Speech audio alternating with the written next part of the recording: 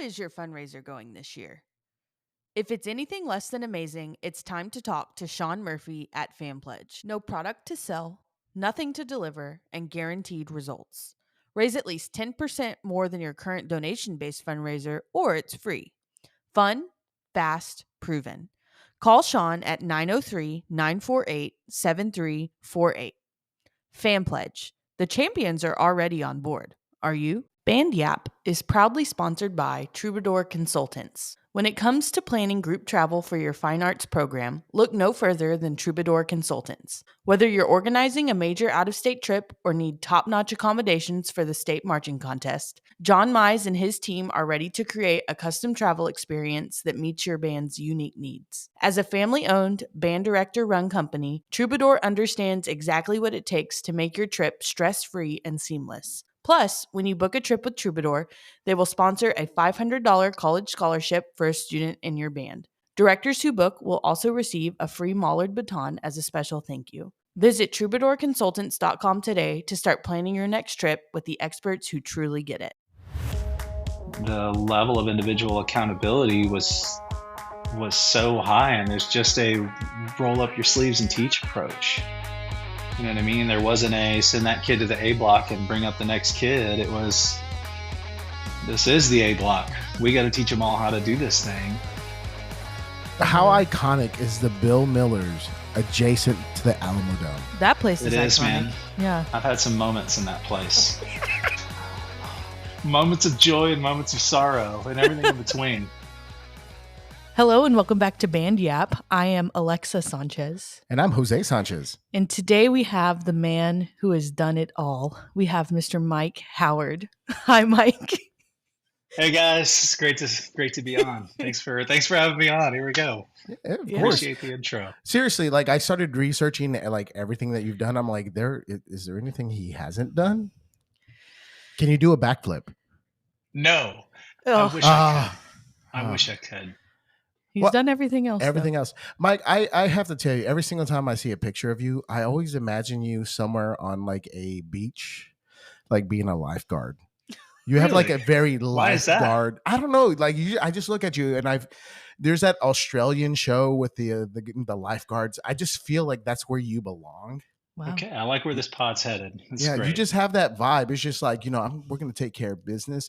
Don't act a fool. And, jellyfish. Well, if it means anything, he's never said that to me. So, Well, Jose, I appreciate it. I think it's a compliment. I'll take it as one, for this. I mean, I've never been a lifeguard. Really? No, neither have I. Like it's not in my history of jobs. Maybe it's because I guess he hasn't done it all. let down. Were you? I mean, you're a child of the '90s, yes. Child of the '90s. Maybe it's because of the board 80s, short 90s. look and like. I mean, I can only imagine what it was like on Southwest Texas like campus during that time frame. Yeah, it was a time. It was a good time. Those shell there weren't necklaces. a lot of board shorts. By the time I got to Southwest Texas, we're in like long cargo shorts with way too many pockets, wallets with chains for whatever reason. Yeah, did you wear Jinkos at all? I didn't have Jinkos. I had some Z Cavaricis. Oh, yeah, that takes it a little further back than Jinkos, but we're all cutting up the bottom of our pants, doing the things that one would do in Bobcat land. Every time someone says Southwest Texas, I kind of have to recalibrate my brain and think, what is that? And then I'm like, oh, okay. I know it is Texas State now. It's Texas State now. How do you feel about the renaming when that all happened? It's interesting so I was there when all of that was going down. So probably 2 years before they renamed, we started to get surveys and classes that we would have to take that would give you different. None of them had anything to do with Texas, but it would, it would ask you what name feels the most distinguished. It would be like Northwestern Idaho or such and such state university. But there were 3 or 4 surveys the students took along the way. We didn't actually think it would happen until it did. So the name actually switched the semester that I student taught. Wow. Is a I think it was that semester. It was in that year. So yeah, I was spent most of my time at Southwest Texas and just a little bit of time at Texas State. So does your diploma say Texas State? It does say we have both. So we have a Texas State diploma. The Alumni Association there for a couple of years bought a set of diplomas or paid for a set of diplomas that says Southwest Texas State University on it. But about 15 years into band directing, kids would see that on the wall and ask if I actually went to a real college. And at that point, it was time to you know put the SWT one away. But it was a different school then. Mr. I have Howard, are you students now that qualified to ask teach if we jumped in the river. You know what I mean? Mm. And that wasn't a thing though. No, Oh, we really? didn't go to the river. Yeah, wasn't really a part of that college town at that point. Huh. Somebody That's didn't.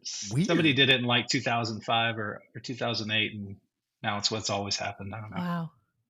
I was actually thinking about this exact topic yesterday because our choir director went to Southwest Texas and they took a did you see that? They Mhm. took a picture because there's 3 mascots that were all the mascot that are from Gates or live in Gatesville now. And she was one of them and she was wearing a Southwest Texas shirt in that picture and the other 2 were wearing Texas State shirts. And I was like, "Oh, I forget that was a thing." But yeah. I don't, because we used to have state solo and ensemble there. I went to that, but it was Texas State Same. University when I went there. Yeah. I hated that contest. Did you? Yeah, I enjoyed the vibe. You hated lugging a tuba. I hated lugging a tuba around. That's what it was. And like literally being in that school of music and fighting everyone for space. Yeah. It's pretty small, pretty tight. Because the marimbas were taking up all the space, and then you have the tuba players walking through everywhere, and it was always hot. I performed on the stage one of the times that I did that, and that was like I think it was easier because you got to go through like the loading dock entrance, and you didn't get much of a warm up, but you got to go through the loading dock entrance, and you kind of avoided most of that. I think. God forbid if you were on the second floor. Yeah. And I was just like, this is stupid. This is ridiculous. That's the woes of being a tuba player. You should have played the flute. That's right. That's right. You're talking to percussionists, and we're like, so that's what? Right. That's the same. I was pushing a marimba up that hill. That's the one thing about San Marcos. You're going uphill both ways. Yeah. Yeah. How does that happen? I don't know, but I remember when we took the kids to the Sassy camp there for the drum major camp and dropped them off. I was an adult, and I was like, how do people walk this? This is so hilly. I didn't realize it was that. It's that bad. Yeah. Bobcat calves. Is that what they called them? Every day is leg day. Oh, Wow. No, thank you. No, thank you.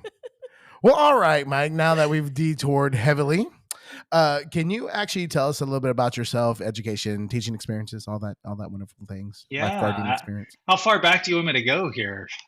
I mean, we want all the lore, honestly. I know, like all we need the origin story. Like we're going back to like the beginning of the Marvel universe. Well, so my I grew up around band. My dad was a band director, and actually, for a time, I kind of grew up in and around San Antonio, especially as I got into elementary and middle school outside of San Antonio.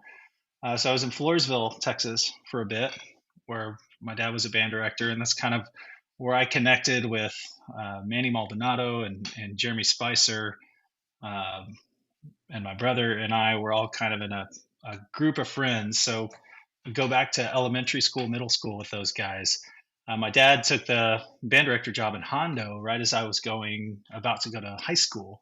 So moved to the other side of San Antonio and went to high school in Hondo, Texas, which was a 3A band at the time. Would have been 4A now, right? Had a great experience there, and I decided pretty early on that I wanted to do music in some way, shape, or form. It was kind of always the thing. I don't know that there was ever a moment where I was having to decide between that or something else. That was kind of always the direction that I planned to go, and took auditions and landed at Southwest Texas State University in San Marcos for school. Went to audition at some different places, but that place just felt like home. Jim Hudson was a band director at the time, who I became really close with over the years. Over the years, I was at Southwest Texas and kind of got ingrained in that group. I was with a great group of people at Southwest. Jeremy and I kind of reconnected when I was there. Gilbert Deloriego was there, who teaches trumpets for us, and Leander ISD taught for us at Vandegrift. Just a bunch of guys and gals that were all in the same place at the same time. So a real special class of people at Southwest Texas at that time. Had some opportunities there, marched 3 years of drum corps while I was in college, and um, started to teach a lot, started to sub some with the Austin Symphony. As you said before, I'm a percussionist, um, and started to teach a lot of lessons. At the time at Southwest, I would go out to Fredericksburg for a day and teach. I would teach down in Seguin. I would teach up at Cedar Park. So it's kind of had a day in a pretty far away place each week or each day of the week. So I was getting experiences on the other side with different programs, different size programs. Um, and then eventually started to spend more and more time at Cedar Park High School and did my student teaching at Cedar Park High School with Manny Maldonado and Jeremy and Ron. And yeah, I was getting my degree, and I was about to start to apply for some percussion jobs in the Austin area, and decided that I didn't want to just teach percussion. I wanted to be a band director, right? And in the area at the time, I was a percussion guy. That's where I was. I think that's what people saw me as. So I wanted to go somewhere new. So I took through a connection, took a job in Houston, or applied for a job in Houston, and a new school is opening, Morton Ranch High School and Katy ISD.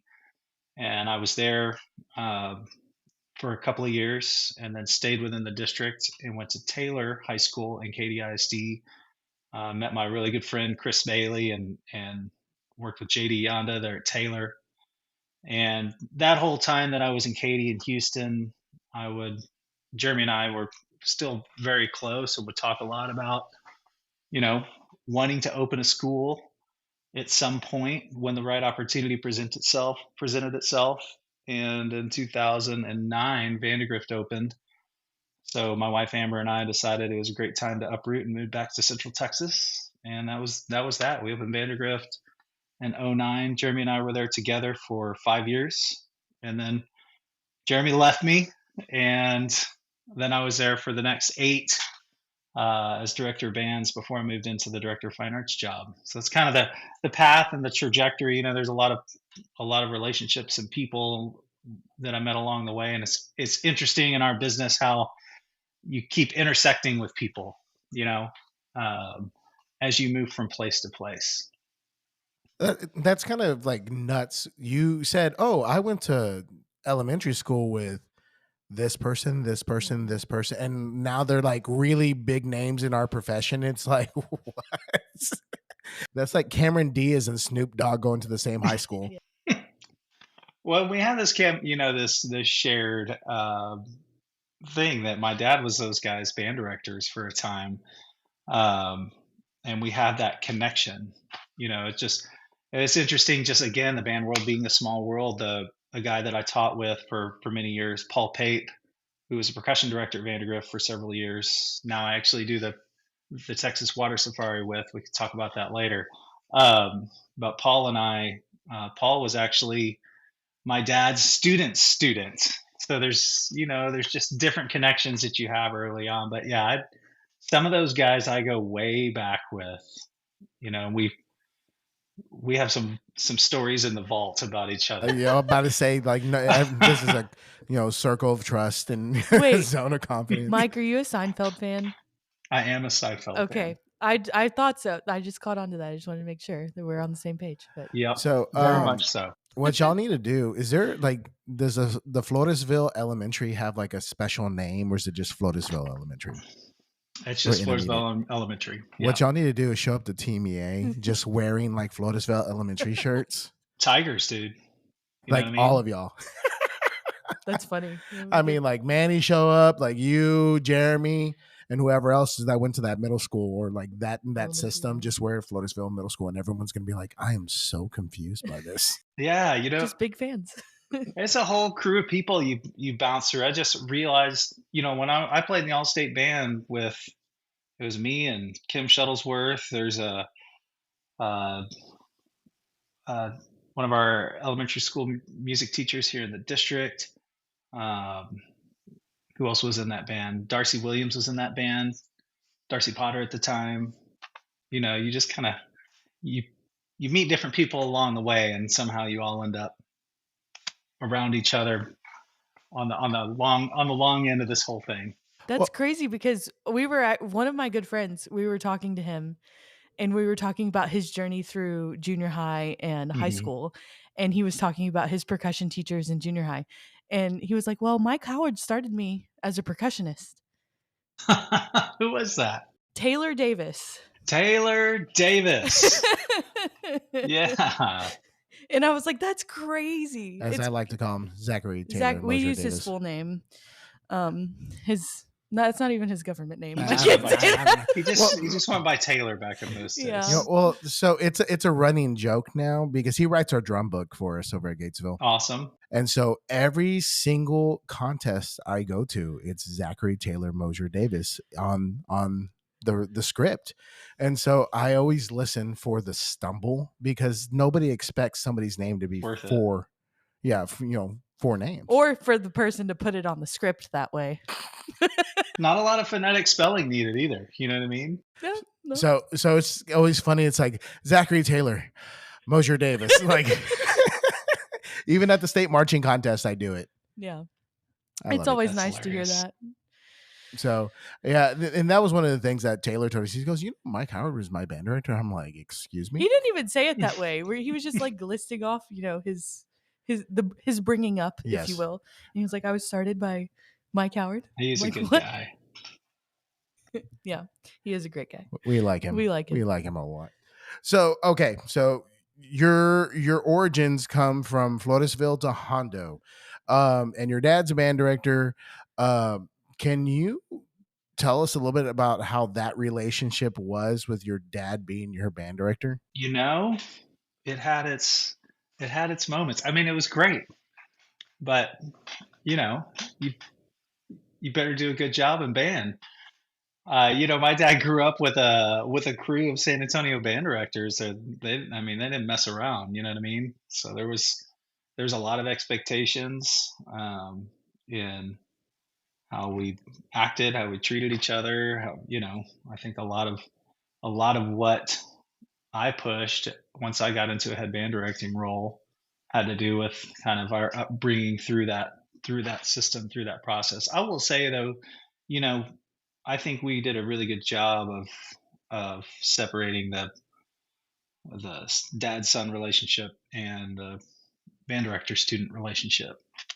He was a percussionist, and I was a percussionist. I kind of grew up in that world, so from being at home and him being dad, and sometimes subbing gigs for him once I got older, of course, down in San Antonio, to sitting behind a set of timpani and trying not to fall asleep in the sight reading room. You had your our different relationships in that world, but it was actually a special time when he retired many years ago. But for the longest time, once I graduated college and I was a band director and he was a band director, he never could see my bands because they were, UIL is when UIL is, and we all have our things in our band world, and our calendars are all conflicting. So once he finally retired, he started to come to a lot of our stuff and spent a lot of time around the band. It was great. It was kind of a full circle thing where he was able to be involved with me and with our band kids, kind of as granddaddy band director at that point. So it was a great thing having him as my band director.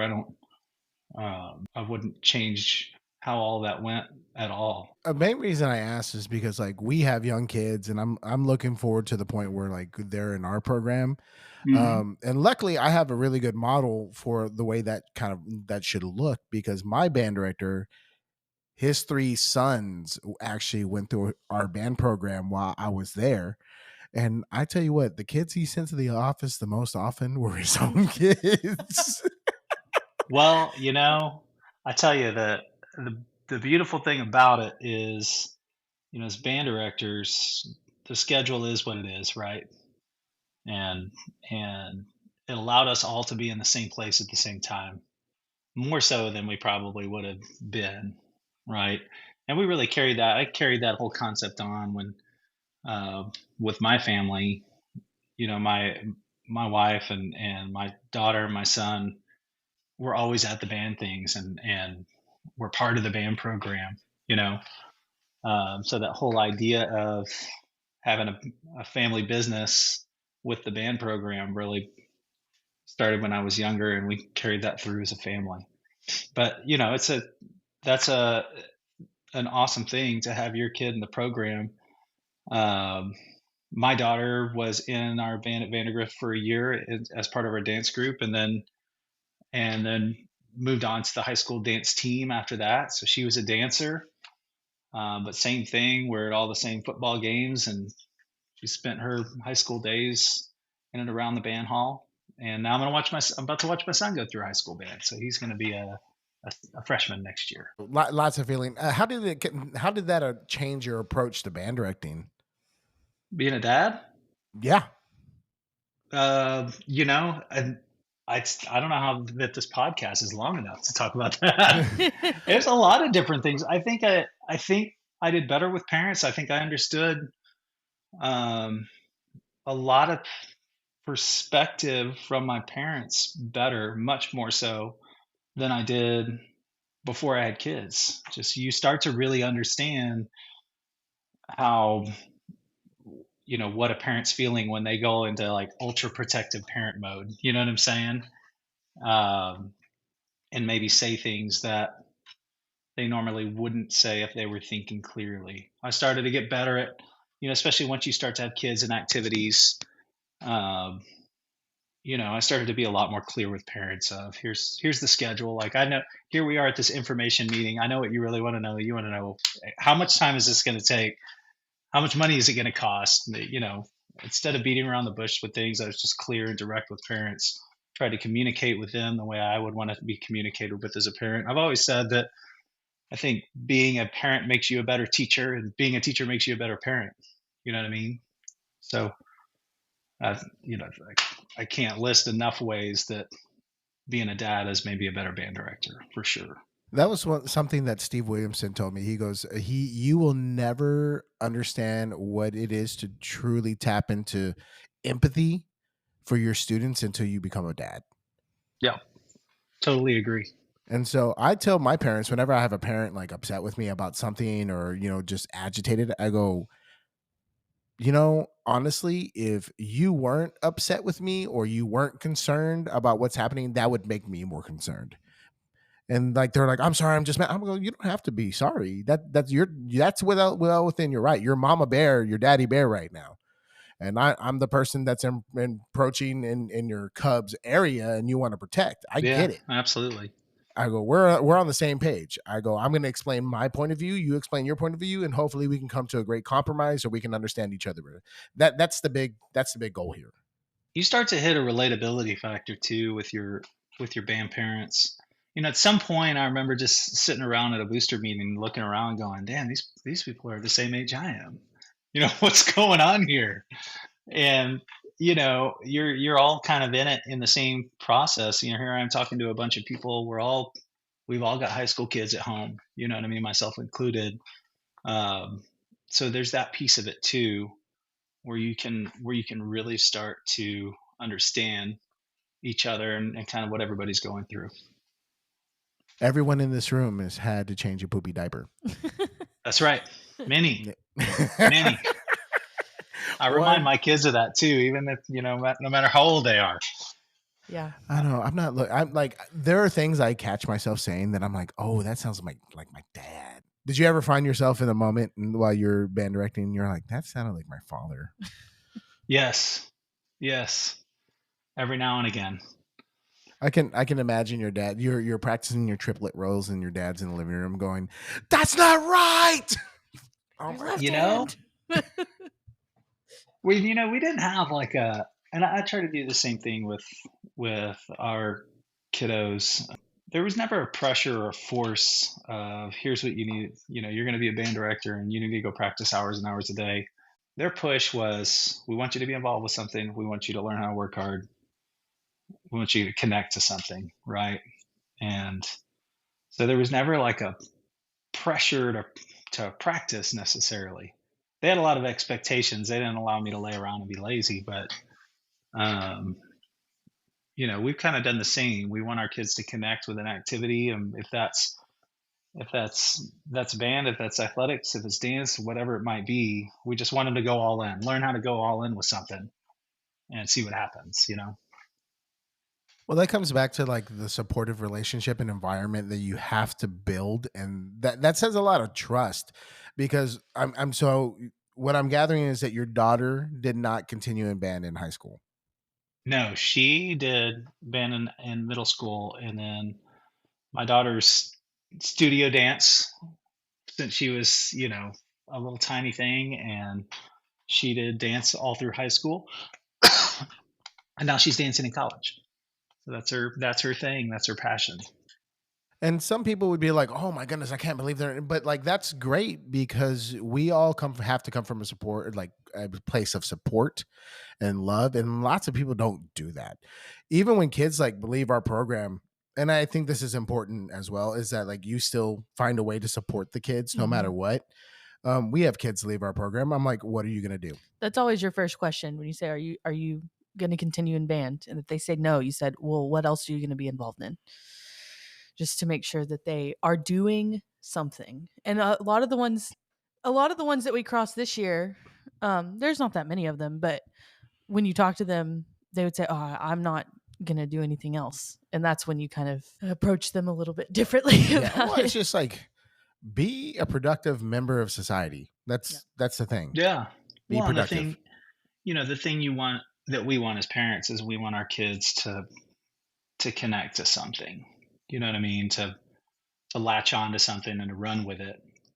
Same thing as directors for students. You know what I mean? I'm the same way. I went through years of taking it personally when a kid would leave the program. It's hard not to, right? Because we pour so much of ourselves into the program. We want every kid to love it.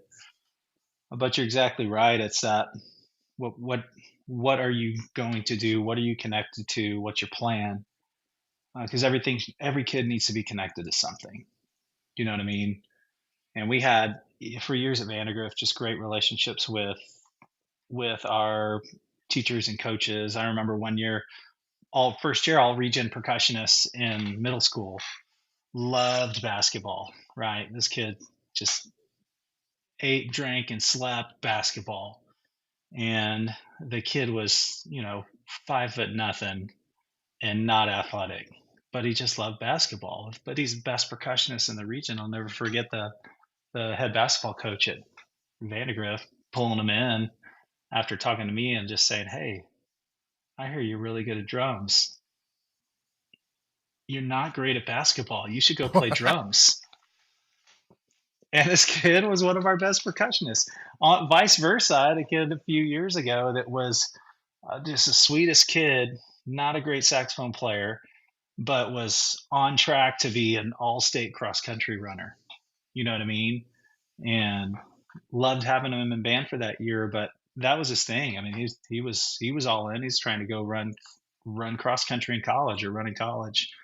So it's just all of us working together to try and push kids toward that connection point that's going to get them latched on and engaged in society in some way, shape, or form. You know what I mean? The more we can push kids in those directions, the better off we're going to be. Well, and you can probably find this a little bit differently than what we can because you're in a role of like being in charge of a whole lot of people, adults. But I find by talking to other people that it is becoming harder and harder to keep individuals in the same position for long periods of time. I have friends in the corporate world who are like, oh, this person's new, and there's always a sense of turnover. And I think it kind of relates back to there being a lot of opportunity for people just to quit and not do anything and not Right. understand what full commitment is or what excellence is, or like really digging deep to find that grit, Yeah. Yeah. Totally agree. So, Yeah. so why band? Other than the fact that you were born into a band family. I loved it. No, I actually wrote about this recently. Um, I reflected on this a lot because I was a little writer's blocked for the last Southwestern Musician column, and I didn't trying to find an angle to write about, and finally it was just like, screw it, I'm just going to write about band and then why I like it. You know what I mean? Really, when it comes down to it, and I think we find this with a lot of our young people in the arts. I don't know that a lot of us in our teenage years, especially, feel like we're extremely open to be expressive, or we're just awkward adolescent teenagers. But playing an instrument, standing behind a marimba, sitting behind a drum set was the one place where I felt completely free. I felt expressive, I felt artistic. I really didn't care what other people thought or were thinking about how much I was moving or whatever I was doing. It was just it was a release. And it was a special place for me. Whereas when I wasn't in that, I was a little bit shy. I wasn't a real outgoing person, but that was my spot. That was my place. And once I realized, and I realized at at a young age, because I watched my dad do music for a living, that I could just be a band kid for a living. Like, done, sold. I mean, I could just do this, football games and marching contests and concerts, and just do band. Sign me up. And there were a couple other things I thought about along the way that were non-band things, but that was usually all the thing. But it's a deep connection just to music and what it did for me, especially as a young person, and continued to do for me as I got older. I mean, I've asked this question so many times now, and it's very interesting to hear how there's a similar dialogue all the way through, but also a variation on that dialogue. Because, like, Alexa, why band for you? Like, why did I choose band from 5th grade to 6th grade? Yes, Well, other than the fact that you were forced yeah, to. I had to. It was the only elective choice. My sister played drums, and I wanted to do that too. And she was not a lot, but she was 6 years older than me. So when I was in 6th grade, she was a senior in high school. And so I felt like it was kind of like the passing of the torch, But that was really the reason I wanted to do percussion, is because she did it, and I was obviously a better percussionist than her in the long run. So I relate to you on that because I followed two old. Now my older brothers didn't play percussion, but both my older brothers were. One was a brass player, one was a woodwind player. So we had every instrument family everything, covered. all encompassing. Can you tell us about your brothers a little bit? Yeah, yeah, yeah. So my oldest brother was a euphonium player, and So he was really awkward. the other instruments. It's the viola of the band. Um, What position I'm are gonna they use left that. out? Viola of the band. That's an instrument testing day when you start talking about a euphonium and the parents Yeah. look at you like, "What is that?" What? Like he Um, was the kid at the end of the cafeteria table eating chocolate pudding by himself. I get it. That was right. you. That's You right. played Not, the. no ma'am, no Oh, ma'am. sorry. Yeah, my oldest brother was a euphonium player, and We'll he send him went that clip. he went straight from high school into the Marines. He was in the Marine Drum and Bugle Corps, played baritone in the Marine Drum and Bugle Corps, and then when he got out, became a respiratory therapist, and he lives up in the Northeast, up in Connecticut. He's the oldest. My middle brother, I'm the youngest of three. Don't hate me if you're not a youngest child, because I know older children have things against younger children. But um, my brother Chris, clarinet player, and he finished high school and went to UT. Spent some time in the Navy, went back to UT, went to the went to get his grad degree at Florida State, and then was in the Coast Guard band up in New London until he retired. He just recently retired about a year and a half, 2 years ago. Now he's got a woodwind repair business up in Hartford, Connecticut. So both my brothers were all Texas kids, but they both ended up in Connecticut, of all places. You know, That's awesome. So, who's the best looking brother? that's Do we even have to ask? Well, I tell. I always tell my brother's friends that he's an uglier, older version of me. They say, you look like your brother. Yeah, I say, well, he's a little uglier than I am, but no. That's funny. Well, so we have talked about how you've done almost everything. And I thought this was a pretty cool moment. I saw a picture of you conducting a band with your brother playing clarinet. Yeah, that was a tmea honor band concert, which was a cool concert. So he played a movement from the Kelly Clarinet Concerto on that concert. And actually had my dad conduct the march at the beginning of that concert, which was cool. A cool family. That's really fun. Family music moment. Yeah, how many people can actually say that? Like my sibling played on an honor band concert that I was conducting, and my father also conducted on the same concert. That's a rarity. Probably only one ever. Yeah. I'm still mad at him though, because he told me he had just played the full concerto with the Coast Guard band, and he told me, he's like, man, the accompaniment not a big deal. He's like, we're doing the Maslenka Symphony 4, so I had my hands full dealing with that. So he's like, no, as you get closer to tmea, y'all can put together the accompaniment. And in true to Kelly fashion, it didn't look that hard until you start rehearsing it. And man, we got our first rehearsal on it and just fell flat on our face, and ended up having to spend more time on it than I planned. But that's all right. It ended up great. He did that on purpose. I feel like with Kelly, I've had my butt kicked more times playing Kelly percussion parts than I have a lot of well, and it just, a lot of his music doesn't have just a motor behind the band that keeps things moving. Oh yeah. All of the motor instrument, it just passes around the band. So you're just banking on passing that thing around in time and nothing crazy happening. Yeah. But good times. Yeah, that's a really cool. I mean, that's a core memory. Like I saw that photo, I was like, that's pretty neat. Yeah, that is really neat. Yeah, that whole concert experience was a core memory. Just that whole night, the whole concert. It was a special night. So were you the best musician in your band then? In my band? Where? And Hondo. I held my own. I did okay. So how many people did you graduate with over at Hondo, Texas? 110. Wow. Booming. You might ask yourself, that's a very specific number to remember, but here's why I remember it. Because I was 11th in my class. We call that exactly the 10% cutoff.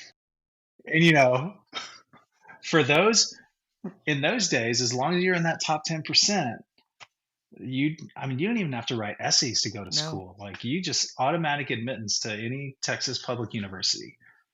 And so I squeaked in at number 11 in our 110 student class. So if we would have had 109 students, I would not have been in the top 10%.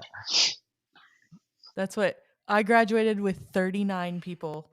And so the top 10% was 3 people. And they just don't round up for that fourth one. That's just wrong. They just don't. That's just wrong. 39. Your graduating class was the same size as probably the Henry Middle School beginning flute class. Yeah, actually, I think just you're right. about. Yeah, just about. I mean, just think about it that way. It's like, Well, I've said this before, but when I went to like the first time on the field with the Baylor marching band, I was like, this is 10 times the size of my graduating class, but also this is larger than my entire like 7 through 12 or 6 through 12 campus that I went to school at. So was there a shock for you going from Hondo to Texas State? Sorry, Southwest Texas. You can just call it whatever you want. You know what I mean? Go Bobcats. No, it was fantastic. It was a shock. I mean, I had a blast in school. The similar to what you're talking about. It was going from a town of 5,000 to a university of whatever it was at the time, 25, 26,000. And it was completely different. You're in a much much bigger pond, which makes you feel like a much much smaller fish. Um, so just all of it, the size of the community, the size of the school, the size of the band. Um, the first time I got to play, I made All State my senior year and played with a big band for the first time because those All State bands, have 150 kids in them or whatever. But um, those, you, I got to Texas State and play with the marching band, and it was amazing. It was an amazing experience and something completely new. And just being around people, you get into school and you're around people that also just want to do music. But it was a culture shock, you know, uh, going to Central Texas. Hondo was that town was very blue collar and very agricultural, um, and that my upbringings were not well to do at all. I had well, both my parents were teachers, you know, and doing the thing. So it was a new experience going to Central Texas and living in the dorm. Lived in the dorm that first year before I moved into an apartment. But yeah, it was awesome. What did your mom do? So my mom did a couple of things. She was for uh, many years. She was a graphic designer and did graphic design and was in the business world and was like traveling and was really busy and always just not home a lot, all that kind of stuff. And this is a great, you know, now that I understand, I was young at the time, but looking back on it, it's just something I have a deep amount of respect for. At some point, she just said, enough is enough. Like, I don't like this. She's in her adult life. She was successful, experiencing a lot of success, but was miserable. So she stopped working and went back to school and went to UTSA to get her teaching degree. So we went from her having this job, graphic design job, to our family of five living off a band director's salary and whatever my dad could make playing 4 or 5 nights a week in San Antonio. So she could go back to school and become a teacher. And then she spent the rest of her career as a teacher, ended up uh, retiring as a curriculum specialist in Hondo after teaching in Hondo for many years. So we had a family of teachers. She taught elementary school the whole time, like late years elementary school, fourth, fifth grade. But yeah, that's her thing. Now for many years she was writing. After that, she was writing tests for hardcore, test writing companies. She'd write star tests and things like that. Similar things for other states. So when I was in college, I could send her my papers, and man, she'd talk about not feeling very smart. She'd shred those papers, man. It was rough. That's what I feel all the time with Alexa. Like I send her something, I'm like, well, how does this sound? And she's like, that's the worst. When I send her an email, like, can you look over this? And then I hear So yeah, she's got an English degree, but she ended up being a teacher. So what bands would your dad play in? Oh man, all sorts of things. Whatever was the highest paying one, right? So he played a lot with a big band in San Antonio called the Felix Solis Jazz Orchestra, and they did a lot of big parties in San Antonio, weddings, things like that. But it was a black tie big band that played all things jazz, Latin jazz. He played probably his favorite band he played with, but probably one that didn't make a ton of money. He played with a band that was like a 70s, 80s funk band, blues band called Tears of Joy is the name of the band. Actually played in that band with a couple of guys that were also band directors in the San Antonio area. But I know that's a group he really enjoyed playing with. He'd play with the house band at Dick's every now and again, back when Dick's used to have a regular house band. Just different things around San Antonio. Yeah, wonderful establishment, just wonderful. I've never been there. I'm just saying. Really? I've never been. All the years I've been to tmea, I've never been there. Oh, I used to sub gigs there for him in high school. You know what I mean? Is a different time. I don't know if that's a parent-to decision I would make these days, but it That's was a lot funny. of fun. oh, I'm sure it was. That place. That never place been. is I don't know what to tell you. unhinged. It really is. Well, You better hold on. I guess we have a place to go. Oh no, we have children. No, They don't come to the convention Yeah. with us always. You don't Yeah, wanna go. whatever. You don't want the children there. No, Oh, we won't my take them goodness. there. Obviously. So, what were you involved in any other activities while you were in high school other than the band? Yes. So I played sports. I played football and ran track, and I was in one act play. I was in student council. I was the yearbook editor and the newspaper editor. It was Hondo High School. You did everything, right? Involved in all the things. And, we did band one night a week, and we did all the other things on the other nights. So kind of on a little bit of everything throughout high school. Did you get one of the awards in the yearbook, most likely to succeed, or et cetera, et cetera? Best. No, I don't think so. I don't know. I don't think so. Not that He's I all can like, remember. actually, I have this yearbook right here. No.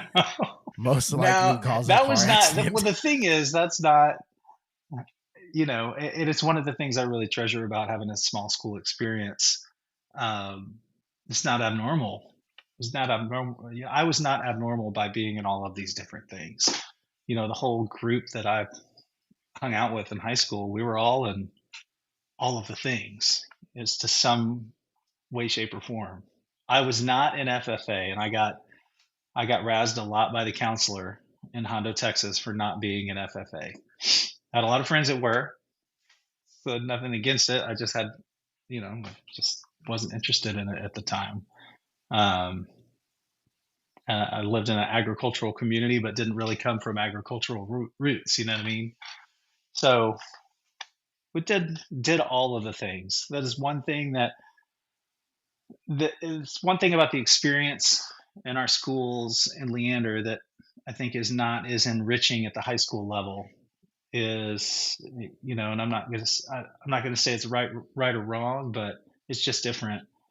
The schedule restraints and the number of different activities and things that those students can participate in is just not as much. You know what I mean? At the middle school level, yes, they can do a lot of different things, but it gets a little smaller than the high school level. And some of that just has to do with the demand, the practice demand and expectations on those teams or programs, But that was something really special. If there's one thing that I say I got the most from being in a small school environment, it was the opportunity to kind of dip my toe in lots of different things, And that probably made you a lot more aware of timelines and deadlines and different things like that, because you have to put your eggs in the right basket at the right time.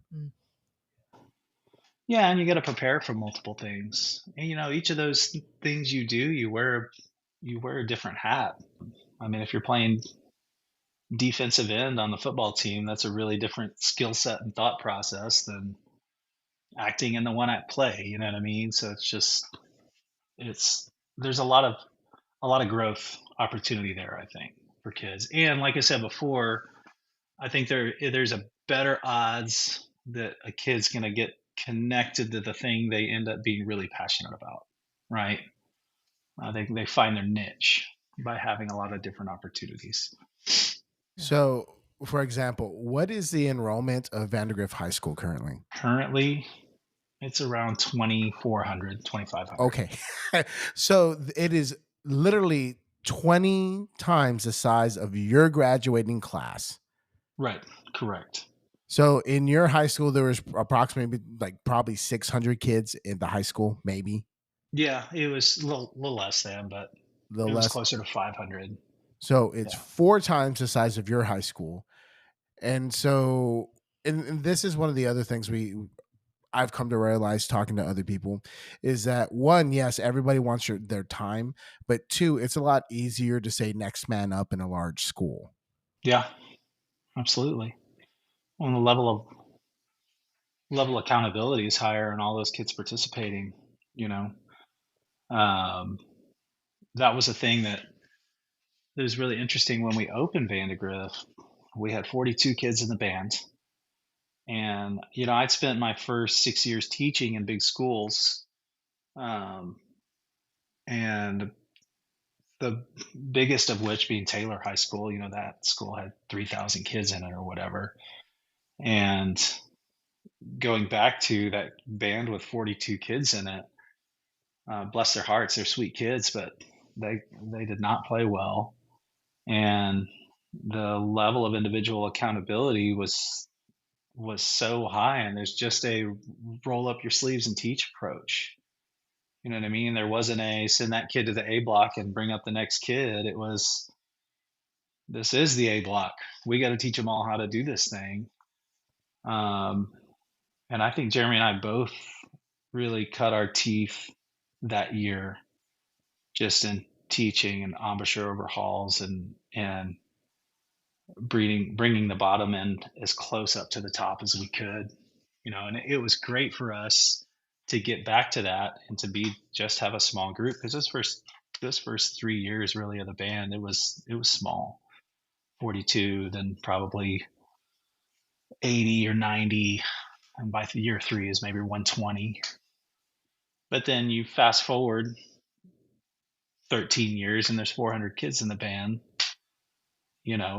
It's hard to try and maintain that same approach, but we tried to maintain it, right? Roll up your sleeves and teach every kid. But you're exactly right. I think it's a special thing about small school teaching. And early on, I didn't realize how special it was at the time. But, my dad, when I was a little kid, my dad was at Randolph Air Force Base. He was the band director there. And when you're the band director at Randolph, you are the band director, and that's 6 through 12. So he's teaching all the beginner instruments, and he's teaching all of the high school kids. And now I think to that now, I'm like, damn, if I were the only band director and I'm teaching the flute class, and then I'm teaching the clarinet class, and then I'm teaching, just the level of work that it takes. That's something that always amazed me with him, is how proficient he was at all the instruments. But that's just because he spent several years teaching all the instruments in a small school setting. Yeah, I'm kind of rambling on, but no, this is why we call it band yap. I'm yapping. Yeah, just trying to live up to the name. Well, okay. So what position did you play in football? Defensive end. Defensive end. What I would not call myself I was not in a skill position. So if it involved throwing a ball or catching a ball or running with a ball, that wasn't me. If it was just running into somebody, that was my thing. That was mainly defensive line, outside defensive line. What did they tell Bobby Boucher and the Waterboy? Which thing? When they're telling him to go tackle. Oh, that's what that made me think. I quote that movie very frequently. It's like, what part of the snake are we eating? Well, snakes don't really have parts, but I would have to say the knee. The knee. So did you play football all 4 years? 3 years. 3 years? 3 years. Okay, once I started to realize that I was going to try and go get a music degree, the idea, when I was auditioning for scholarships, the idea of breaking something, it just wasn't in the cards. Not a well-received decision in Hondo, Texas, quitting the football team, by the way. Well, I understand. I'm from Sinton, Texas. Sinton, Texas is another different. Yeah. Oof. That was a little rough, but and I was good at it, and I liked my coach, but I knew what I wanted to do, and I was also in the place where I needed to try and get as much money as I could to go to school. So it was time to take auditions. So I decided not to my senior year. It's funny to hear Mike Howard say, like, oh, I didn't have hands. In football and in the band world and percussion world, those mean two different things. Yeah. Yeah. Which is funny because Alexa doesn't have hands either. I don't. Like, she drops things consistently. I wonder why that is. I'm sure there's a reason. But yeah, I just I've had multiple people point that out to me, how uncoordinated I am, but then I'm a percussionist. I don't know. can you dance? No, I can't either. No. Yeah. The choreo stuff is tough for me. I mean, I do I choreo. try. What I do have is heart. So That's right. That's all that matters. yeah. That's all that matters. What did you do in one act play? I was a actor. So I was in 3 different plays: sophomore, junior, and senior year. So Were you the slightly lead man? elevated role each year, you know. Ooh. And one act play in Hondo, Texas at the time, like there's no theater classes. It's just a group of kids that they said, "Hey, there's a play contest with UIL," and it's like, all right, well, whatever, let's do it. So we had a really passionate English teacher that was into theater. So it's kind of cool. There's a group of people and we're all from, we're all running with different groups of kids and have different interests, but we do this one act play, and it was in our we had a stage in our gymnasium, in our main gym. So there wasn't an auditorium or anything, but we made it work. One of the years we did pretty well, went a few rounds in the UIL process. Back in those days, one act play, there's one judge. That's it. Yeah. I'm glad they changed that. Yeah. It's like, what's going on? One person decides. So I always thought that was kind of crazy. So you had the gymatorium experience. The gymatorium. That's right. With like a rubber gym floor. Oh.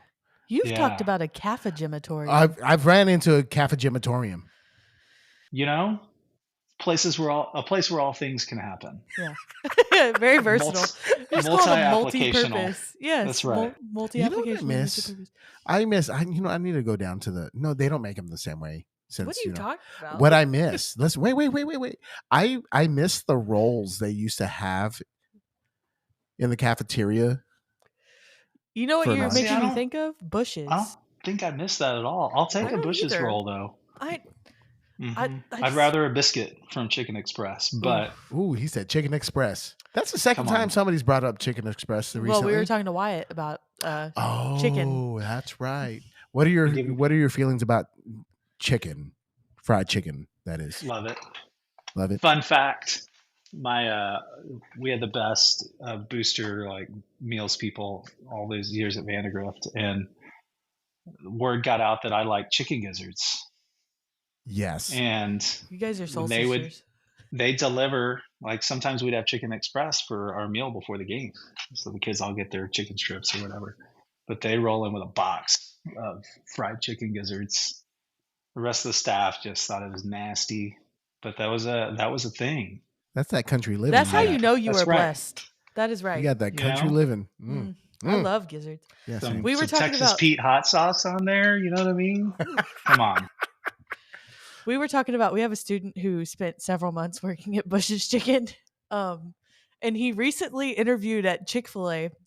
And so we were talking about him, about his interview experience. And I was like, well, did you tell him you had a history in chicken? And he was like, I did bring up that I worked at Bush's. Yes. Those are two very different chicken places. Yeah, they are. So where's your go-to chicken place? I don't know if I have a go-to. I've got a Chick-fil-A real close to the office.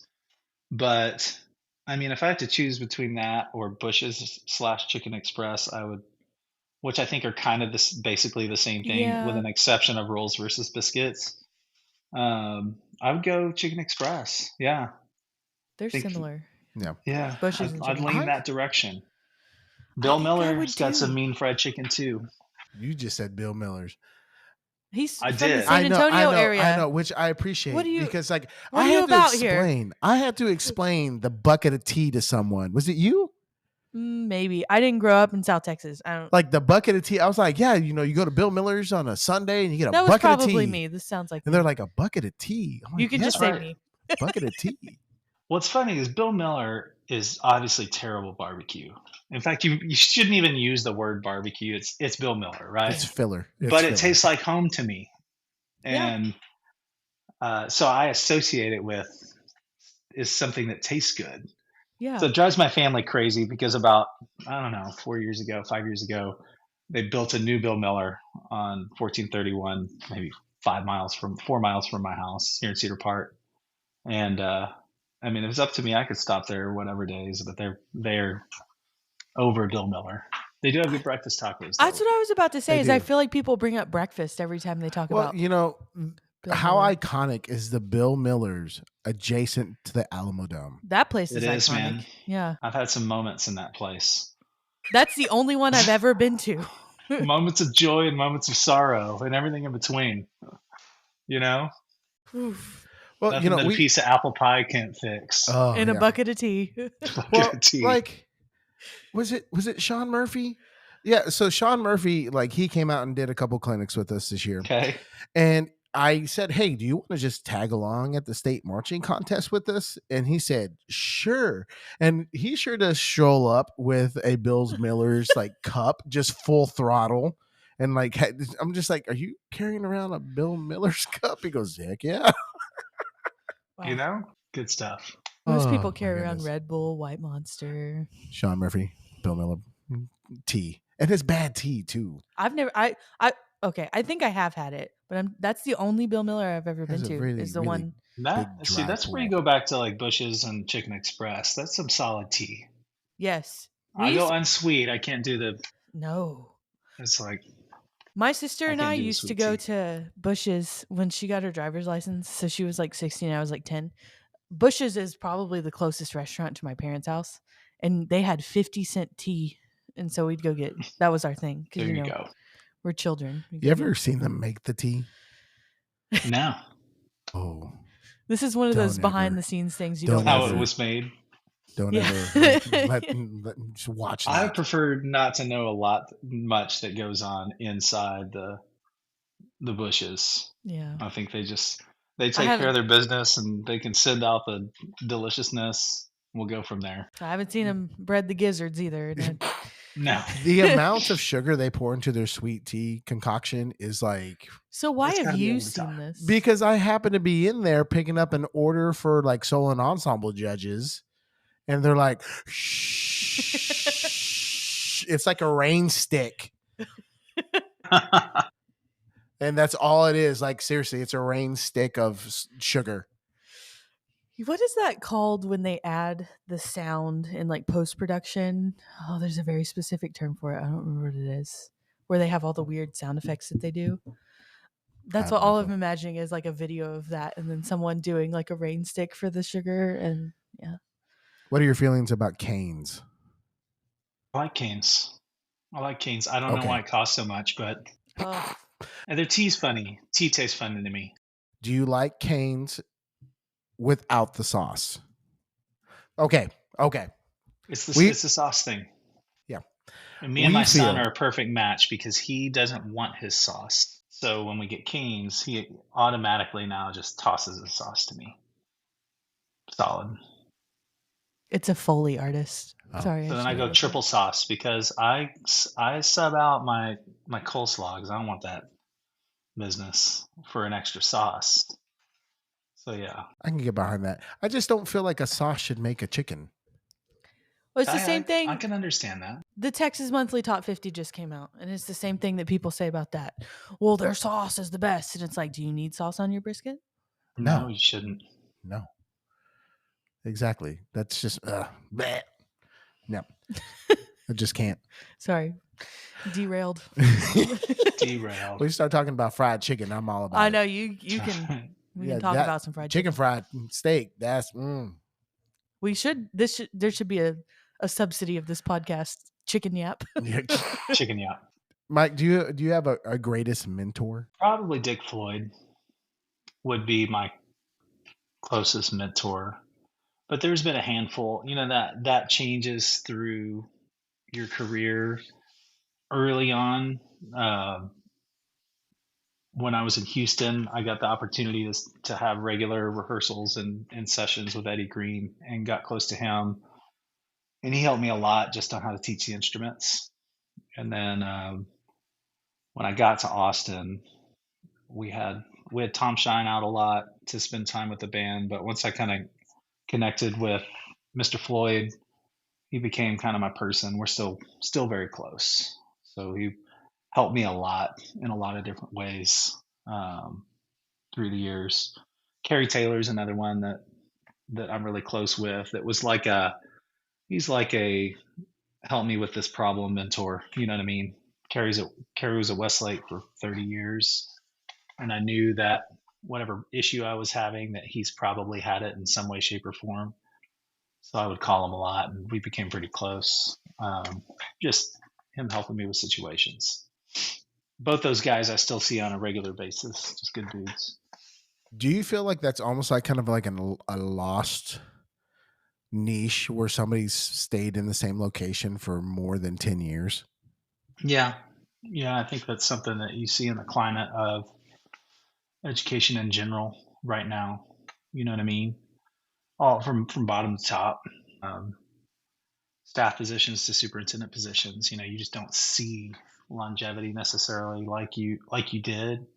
I think there's different reasons for that, but you definitely, you know, I definitely don't see it like I saw it. You know, we had Carol Nelson, who was here at McCallum High School in Austin for 40 years. She's just retiring. You know, that's just don't see stuff like that as much anymore. You know, which has its pros and its cons, I think. When you see like, hey, we have new people coming in within reason of time versus Mm-hmm. new person, new person, new person, new person. And so like stability within a program gets really, really, really unstable versus somebody who's been in a stagnant position for like 20 years. Well, I think with all of it, and I talk to young band directors about this a lot, or college kids about this.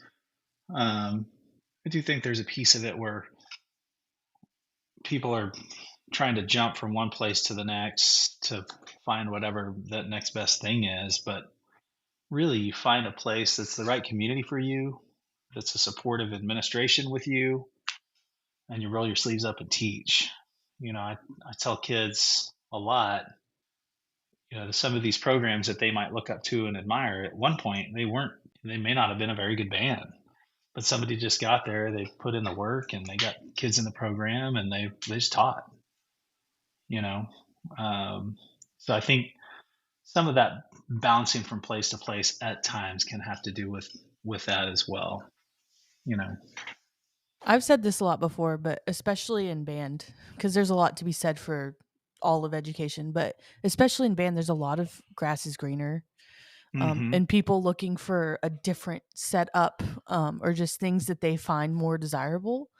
But I don't think that there's any perfect setup. And I think the mistake people make is that they jump around instead of taking the time to cultivate what they want or need it to be. And that just takes a lot of, like you said, like rolling up your sleeves and teaching every kid. That takes a lot of work. And people, not everyone, but a lot of people just want it to be set up for them. And it's like, well, that's not really how Correct. that works. If you look at a, a program that's performing at a high level, typically one of those ingredients was a lot of work from all the staff, the kids, the buy-in created. Everyone. Yeah. You know, I always say that being there is a debt to be paid to be good at something, no matter what it is. You know, so you're absolutely right. You don't want to just bounce around. Just get in and get to work, um, and find the right situation for you. I also think that as band directors, we tend to put goals in place that we think we we have to achieve to feel success or to fill our cup. You know what I mean? Where they don't end up really doing that. Um, so yeah, there, I could get on a whole soapbox about some different things that can be healthy or unhealthy with band and how we run with it. Well, excellence is going to collect its pound of flesh one way or another. Hmm. Let it be like time wise, let it be like your mental health wise, let it be like your, you know, your family dynamic. It's going to get you somewhere. And like it just depends on what you're willing to sacrifice to get the level of success that you want, quote unquote. Well, and again, whatever that means, Yeah. whatever that level of success means, because there are things that there are things that I thought would be fulfilling that weren't.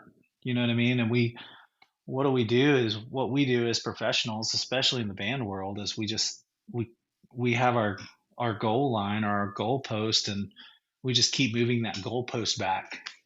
You know what I mean? And what we told ourselves was going to be enough, all of a sudden isn't enough. You know what I mean?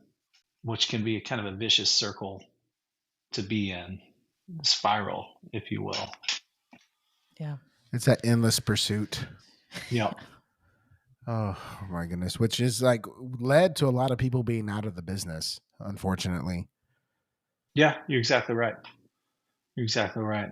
I don't know what the answer is, but um, the real goal is to get as many kids connected to the arts as we can, right? And get kids invested, get kids involved, create a generation that's going to continue to support the arts. But we can only do that if they're there. You know what I mean? I just worry that the kids come out of the focus too much, and I've experienced that in my own. I experienced time in my career where I feel like I did it wrong, and times in my career where I feel like I did it right.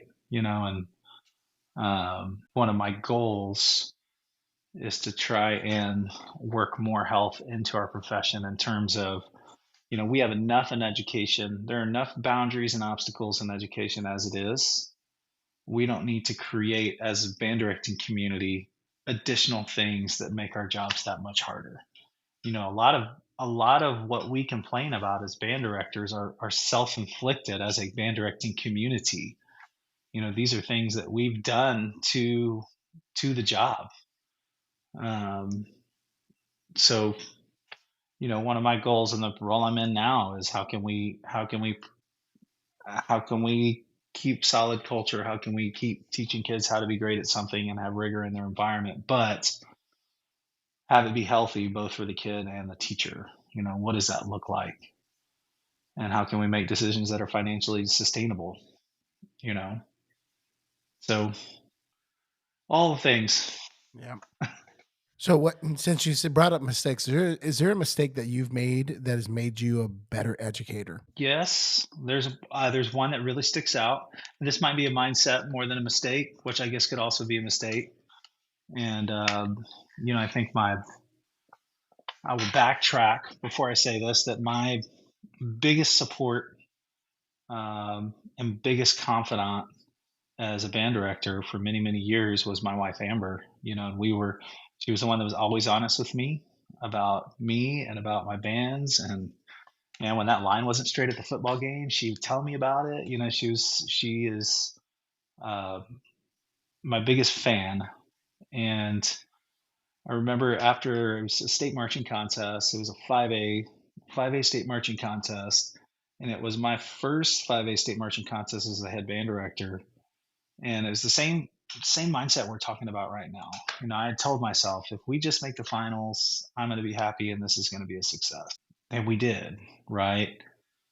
But we were near the top. We're top of the finals. So then I told myself, well, if we're just in the top 3, then I'm going to be happy and this is going to be a success. And then this is all what I'm telling myself in my mind. And then they called out 3rd and we weren't 3rd. So then what do I say? Well, actually now, as long as we win this thing, I'm going to feel like a success. And we ended up getting 2nd. And I remember them calling us out for the silver medal at the state marching contest. And she could obviously tell that I was distraught.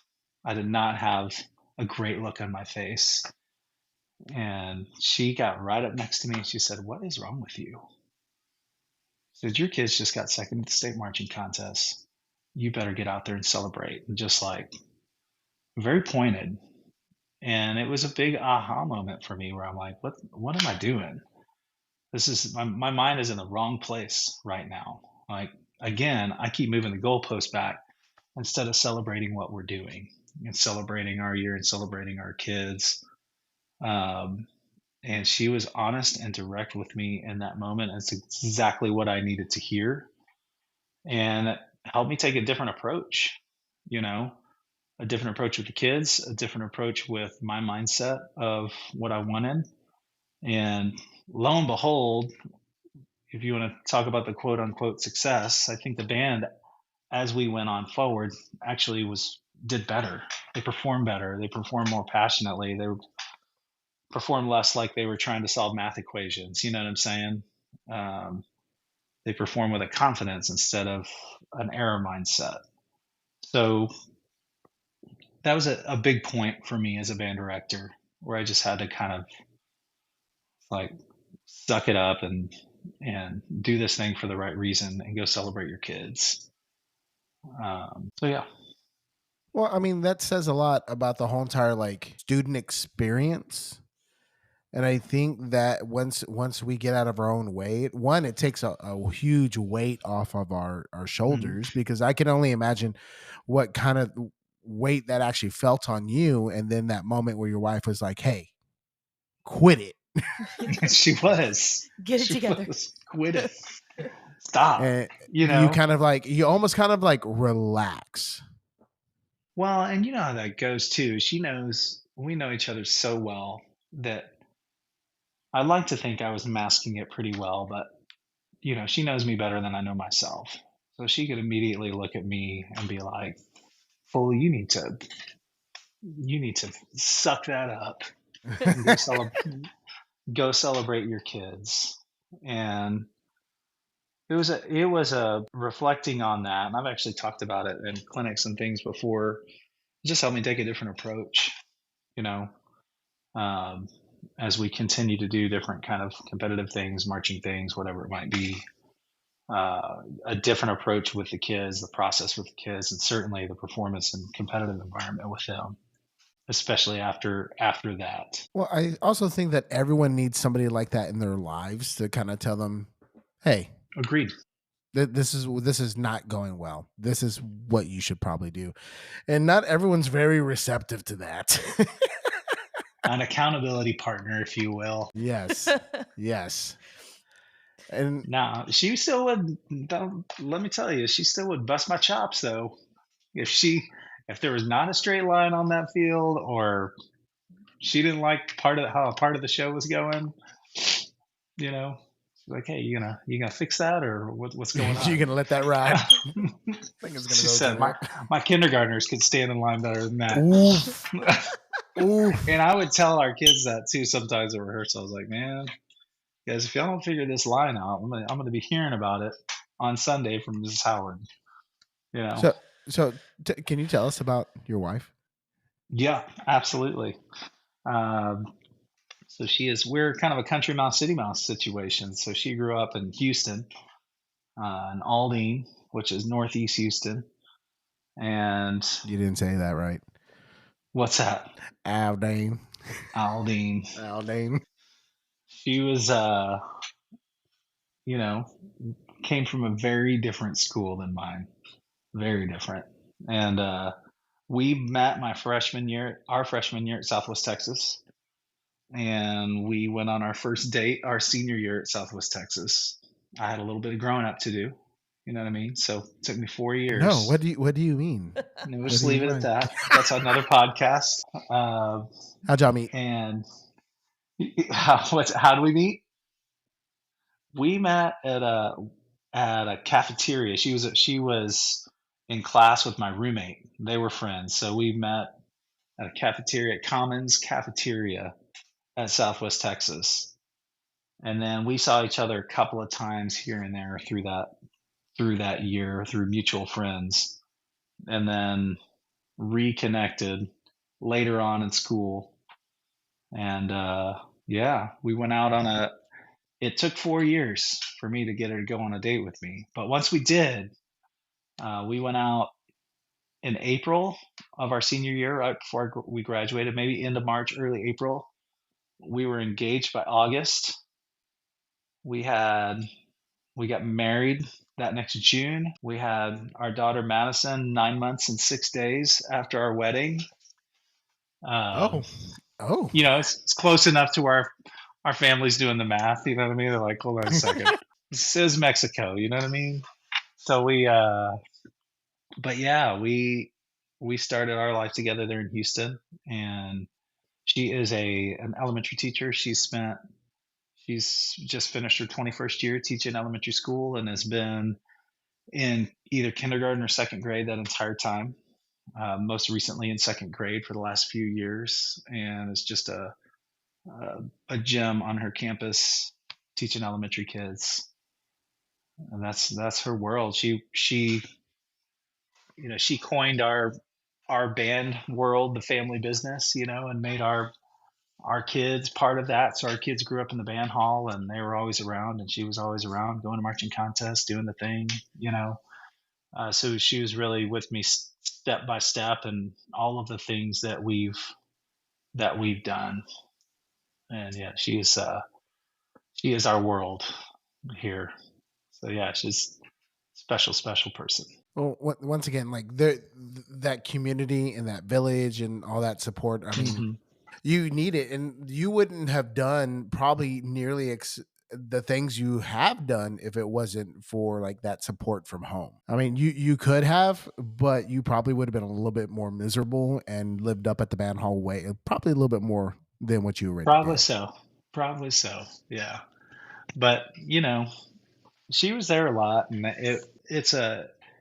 we have a special relationship, and we do all the things together. We like to travel together. We like to, especially now that our kids are older, we're starting to get to travel more and do different things together. Of course, a lot of our traveling through the years was band trips. You know what I mean? For better or for worse.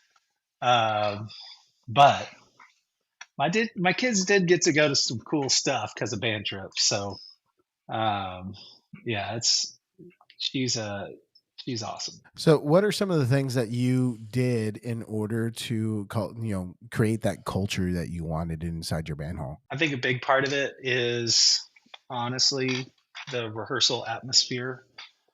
I think when we think culture in our band programs, a lot of times our minds immediately go to all of the extra things that we try to do to create culture, right? Maybe it's t-shirts or social events or section parties or how we greet kids before and after rehearsal. All those things are important, and they all should happen, right?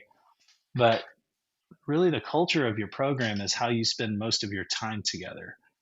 And a band program spends 90% of their time together in rehearsal. Um, the other 10% of their time is spent before, after, in performance, all of that stuff. I talk to our teachers a lot, and it's a philosophy I live by at Vandergrift for many years, that your rehearsal environment is the culture of your program. Like how that feels, that's what the kids are really going to resonate with and take home with them at the end of the day. So it's one of the big things that I picked up from Mr. Floyd along the way. He has actually a whole chapter about this in his artistry and teaching music book, which is a book that every music teacher should read. And it's basically about the combination of rigor and positivity. Like you can kick a kid's butt and make them feel loved all at the same time. You know what I mean? And I would usually argue that most of if we all as teachers, if we reflect back on our favorite teacher when we were growing up, usually part of that equation is that it's somebody that we knew cared about us, but we also they expected a lot from us. We would usually describe that teacher as a hard teacher. Um, so a lot of the culture for me leaned into what the rehearsal environment felt like, and we did all the other stuff, right? I wanted the kids to bond with each other outside of rehearsal, and I wanted them to feel connected to the program, and try and make sure kids that looked disconnected, somehow I found them a connection point. But a lot of it had to do with making sure that we created an environment that they looked forward to coming to each day. And I think it's something that teaching a kid in 2025 is crucial. How you could teach a kid in 2005 and how you can teach a kid in 2025 are two very different things. I think that I think rigor looks a little different now. I think it's still hard. I think you still push, but it's got to be fast paced, and it's got to provide them constant engagement. So when I look at culture, I lean into that a lot, that environment, that rehearsal environment a lot. Obviously, trying to create great performance experiences, but even the best performance experience won't overcome a negative rehearsal culture, if that makes sense. No, I mean, you're right because there's those old school band directors and that their rehearsal technique was like yelling. And we all have a little bit of that in us, but if that's your main personality, then that turns off a lot of kids. And then you also start to wonder like, why is that program not bigger? Well, there's some really interesting coaching reads, like successful college coaches, right? And how that world has changed. We're teaching a different kid, and I think as kids change, so does teaching. So must teaching. Because you're exactly right, like that fire and brimstones approach in my opinion, um, with kids in 2025, you're gonna lose that middle majority of kids you're trying to keep. The kids that are super bandos, they're always going to be in band and they're going to love it no matter how much you yell at them, right? The kids that are just pissed off at the time on the other side of it, probably same thing. They're going to be upset. But then you have that big group of kids in the middle that you're trying to sway into your program, that I think we have to be careful what our approach is. And don't mishear me. It's not, you know, puppies and candy and let's all feel good. Like, we're still going to push them and teach them how to work hard, because we need to be teaching kids how to work hard right now. But I think we have to do it in a different way. Yeah. Well, part of that also comes down to, this is a discussion we've had, that kids have gotten smarter because they have accessibility to more information. And Yeah. so we can't treat them like they're dumb. No. Because I agree. I think that I think a big piece of it with their accessibility to information is also the challenge we have is their accessibility to stimulus. And, learning an instrument is a slow burn. It is what it is. Even for somebody naturally gifted, learning to play the bassoon it takes time. Um, and I noticed, like, with our really successful middle school teachers, they find a way to still have a slow paced year of beginner instruction in terms of what they're learning, but with a very fast paced classroom environment. Like, it's engaging because those kids, it just is what it is. Kids right now need to feel engaged constantly because that's the life they live. Um, so I think that's one of the big challenges just with teaching of the arts in general. so what would be some advice you would give some to young band directors or band directors in general? First bit of advice would be to find a mentor, one, and find a mentor you can build a relationship with that's going to be able to see you teach on a regular basis. Maybe that's monthly, right? So they can talk to you about progress or the lack thereof. I think my second would be um, that teaching with the right team and the right support is more important than you trying to go find a program that's quote unquote good. I think you find a place, I think you find a team you're going to enjoy to teach with. Hopefully, there's a mentor on that team with an administration that supports band on that campus, and that's where you land. The band may not be good yet, but they will be, right? I think oftentimes our young teachers get into the field running around trying to find good bands instead of create good bands. The last one I would say is just, it's a marathon, not a sprint. That's something Steve Wessels used to tell me a lot when he helped me when I was my first few years as head band director of Vandegrift. Just I would get frustrated. It's like, Mike, it's not a sprint, it's a marathon. There's going to be years that are great. There's going to be months that are great. You know, it just takes time. Just don't overly frustrate yourself. Just enjoy teaching kids and make sure kids are enjoying coming to your class. You know what I mean? Well, that that kind of goes back to like why band. Well, band's supposed to be fun and something It is that brings supposed to be fun. people bring people together. I mean, it's a huge team activity, and if you're not having fun with your friends, then why do you want to be there? Yep, exactly right. Well, and so you went to Sinton, right? Yes, sir. Good band, Yep. Yeah, I mean right? they've had almost 30 years. They missed their sweepstakes, not Like this year, 2 but years last ago? year. Last year? Okay. Last year with that sight reading. So, you know, you all have a great band, but there's so many band directors that are in the field that have good bands or they're teaching they that are doing great things with their band programs like you are with yours that didn't necessarily come from the world's best band.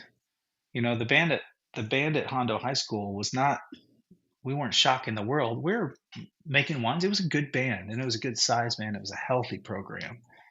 And I left that program loving music. You know what I mean? And I think you see that a lot talking to folks that are right now that have some really successful programs. They didn't necessarily come from the best band in the state. They just came from programs that were healthy, where kids were engaged and just love being band kids. You know what I mean? I think sometimes we lose that a little bit um, in our goal to be the world's best band. You know, and are we creating that same kind of environment that's going to make the next generation of kids just want to be band kids for a living?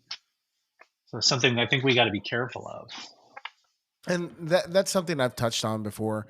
And we've talked to several other people about success and what success means for them. And I've referred to my band program a whole lot about them being a successful and good band program. They just weren't competitive, and that is totally okay, Absolutely, because 100%. my experience as a band kid, and this is something I kind of lean on a whole bunch within our program, is that I get really frustrated sometimes that we don't have more kids involved in like the all region process. But and I don't force my kids to do all region. Like I do not say you have to do all region. That's it, end of story. I don't do that. I don't believe in that. That's just not my thing, because like I just I want them to feel called to do it. Solo and ensemble, it's the same thing. But our solo and ensemble numbers are way higher than our all region numbers. So like we had 55 kids participate. We have approximately 100 kids in band. Like we're probably around 95 to 100. But we had 55 of them participate in solo and ensemble. Ensemble and ensemble's great because you can meet a kid where they're at. You know what I mean? Yeah. And And I think that's been the thing that's helped our program grow the most. And I know some people are getting away from like the UIL side of it and doing their own thing.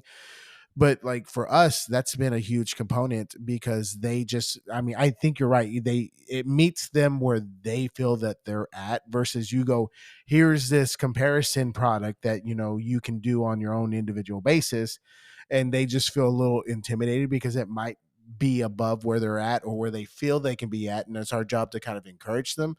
But like I don't force them to do that. My band director didn't force me to do our regiment, and I did it on my own, and that kind of drove me to be a better musician. But like I don't know, I've never been one to go like you're gonna have to do something, because all that does for me in my situation is create a lot of resentment. Mm. yeah, yeah, makes sense. So just distinguishing what success looks like versus being competitive. Well, is the success based on the clout the band director gets, or is it based on molding the students that leave your program to be good adults? Well, and that's the thing is, they, you know, I always said um, when we were at Vandergrift, we won Grand Nationals, right? And you know what happens the day after you come back from winning Grand Nationals? Nothing.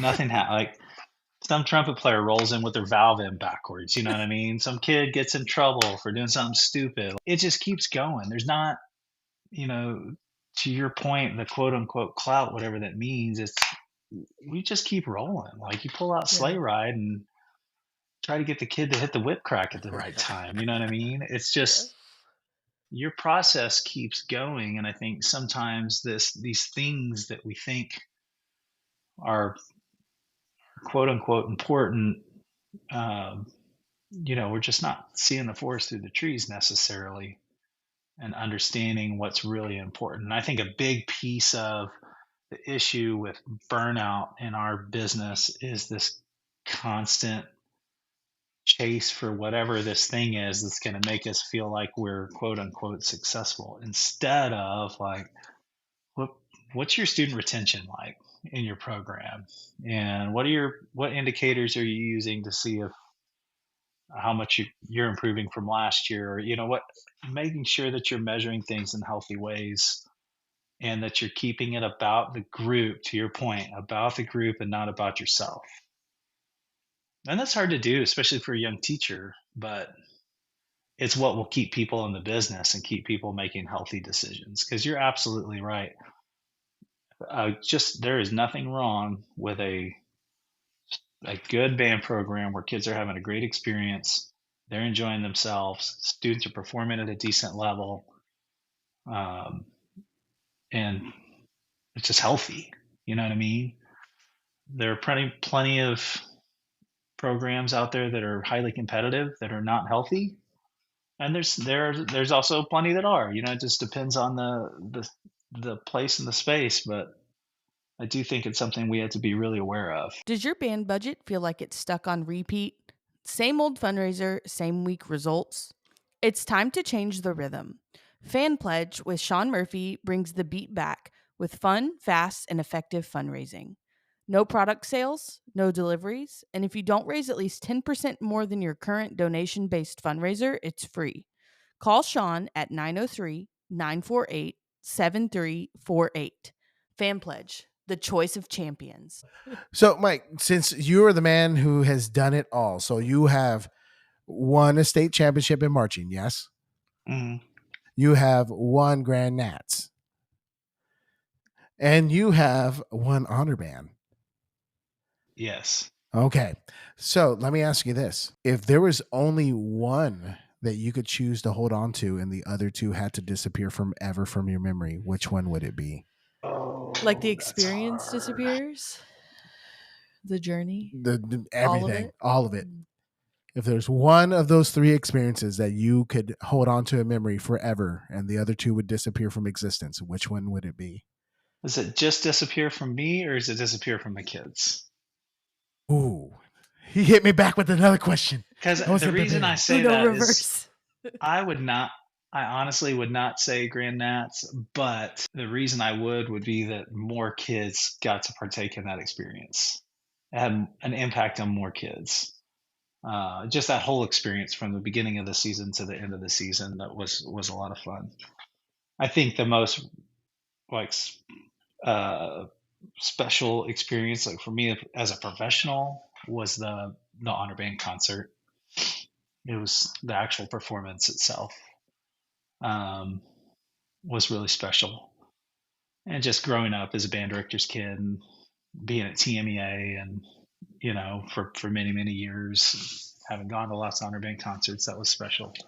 But I guess I would have to say the one that impacted the largest number of people, even though it was cold and marching contest. When it comes down to it, it's a marching contest. I mean, it's a marching contest on steroids, but it's just a big contest. But Yeah. it was cool. It's just the whole community and stuff was behind that. Yeah. Do you have a favorite part of the marching arts? Favorite part of the marching arts?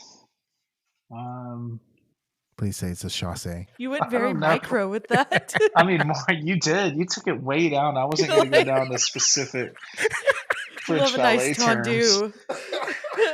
A rondejam, I prefer that. You know what I mean? I think honestly, I love the coaching aspect of the whole thing. You know what I mean? It's a combination of instruction and just coaching and motivation, and I like that piece of it. Convincing kids to do the things that we convince them to do. You know, a 14-year-old doing a chasse. It's like, here you go, 14-year-old with size 12 feet. That's 4 feet tall. I'm going to get you to sashay across the field, right? So that coaching elements and convincing element of the whole thing, I think, is pretty cool. It's funny when you say that, and I can picture like our exact student that applies to. You know, there's so many of them. The experience is universal. Do Yeah. you have a favorite rudiment? Ooh, you know, that's tough. I think I have a stupidest rudiment, which I think the parabuzzle is the stupidest rudiment. Not a fan. I was like, somebody's thinking real hard. I think I would just go good old fashioned flan drag. Ooh, Oh, You know what I mean? surprised it wasn't chicken and a roll. it's not a rude. It's an exercise. Oh my I God. do like chicken and roll. The little guys from Bush's. Yeah. Yeah, tender roll. Tender roll. There it is. Do you so like you said you had done some drum corps while you Mhm. were in college. Which corps did you participate in? Madison Scouts. Okay, So- okay, is everyone done Madison Scouts at this Yes. point? Like all the big name people have done Madison Scouts. There's like a little cult following. I think that's they all happened. did it Yeah, together. they all did it together. They went I- to, elementary school together, then they went to college together, and then they went to Madison Scouts together. Now, Do you I feel left out, marched- Jose? I'm starting to. Do y'all have a boys chat that everyone needs to know about? No, we don't. That's not public for the I podcast. don't see many of those guys too much anymore. But yeah, I marched there for 3 years and then taught for a year, and then it took about a 20-year hiatus from drum corps while I taught leadership camps during the summer, and then started judging drum corps. Nice.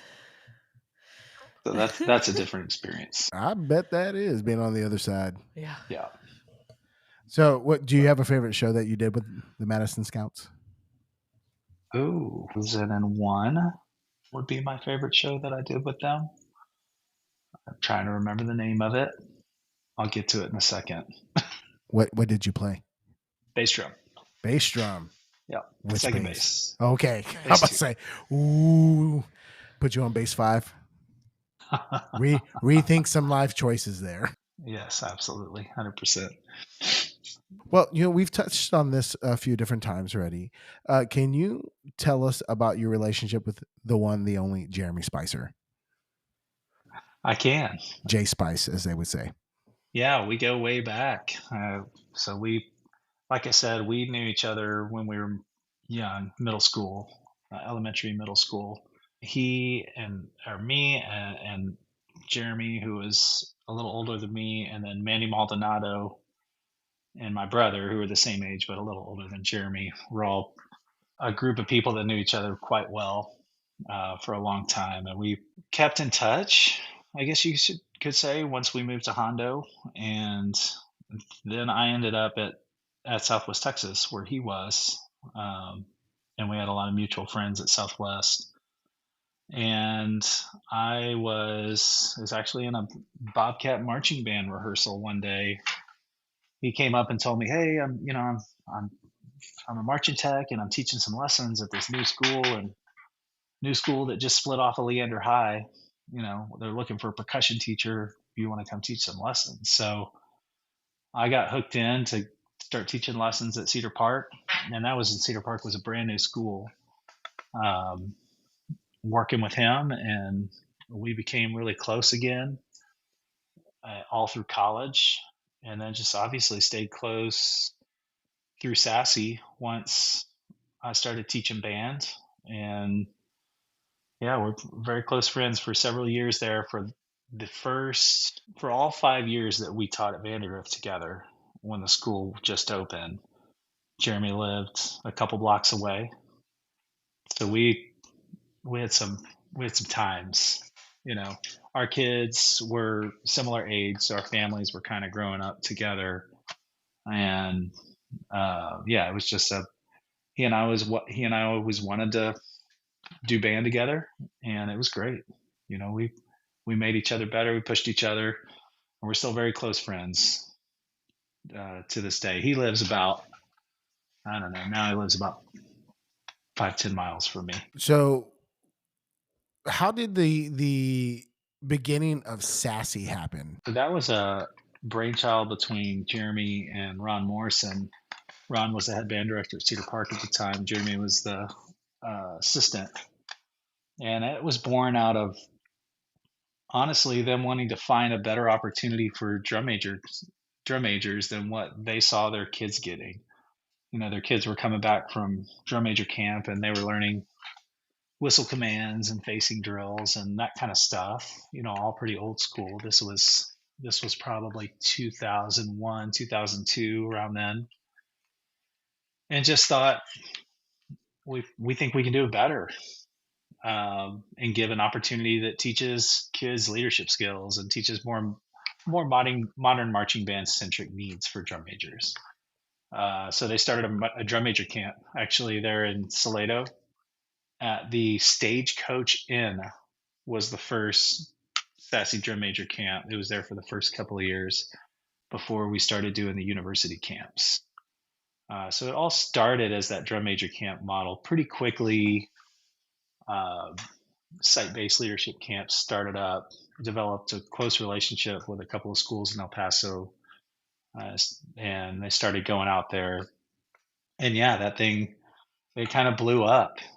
For a while, there was 4 or 5 different university camps that were going on. Those university camps went all the way up till COVID, and then things changed a bit. But yeah, it's at some point, it didn't take long into our time together at Vandegrift where the student leadership company for Jeremy was the lifeline. You know what I mean? And he jumped off and went all in the deep end to grow that thing. Eventually, he had bought the whole thing from Ron, so he had sole ownership of it, and done really well with it. It's definitely been an organization I've been proud to be part of for the last I guess 20, 22, 23 years, something like that now. I do less of it than I used to just because of summer commitments and wanting to dip my toe into doing the DCI judging stuff, but still an organization I'm proud to be a part of. Well, I that is my first actually interaction with you. Is you did Yeah, I the remember. Sassy camp at we actually with Robinson and we Huh? drove up to Vandergrift and that's That's my right. first interaction. And I remember going in, this is a nice band hall. And so just hearing some of the things that you had to say and your approach to things was like really, really enlightening to me, especially because it was my 5th year teaching. And I can vividly remember saying, I want to be like that guy. Because like for me, as a So you found out I like chicken gizzards. yeah. That's what really drew him Yeah. in. But like your story and like the things you've been through and the lessons you're trying to teach, that resonates really well with me because I played football. I graduated from an old school 3A, now 4A. Um, just that idea. And then I went off to Baylor and it was very different culturally from the coastal Bend, South Texas area. And just this whole entire change in the scenery. And then like some of the stories you were telling about like student leadership, those are like, for me, sitting in those sessions and hearing you talk made me go like, that's what I've been thinking about. That's Yeah. exactly what I like envisioned. That's what like, oh my goodness, like this is so great. And like the impact you made on me as a 5th year teacher was very, very like great. And then coming out to see your rehearsal, like we actually came out to see you and Jeremy rehearse Vandegrift, and I go like, this is ridiculous. I go, how do I get to this point?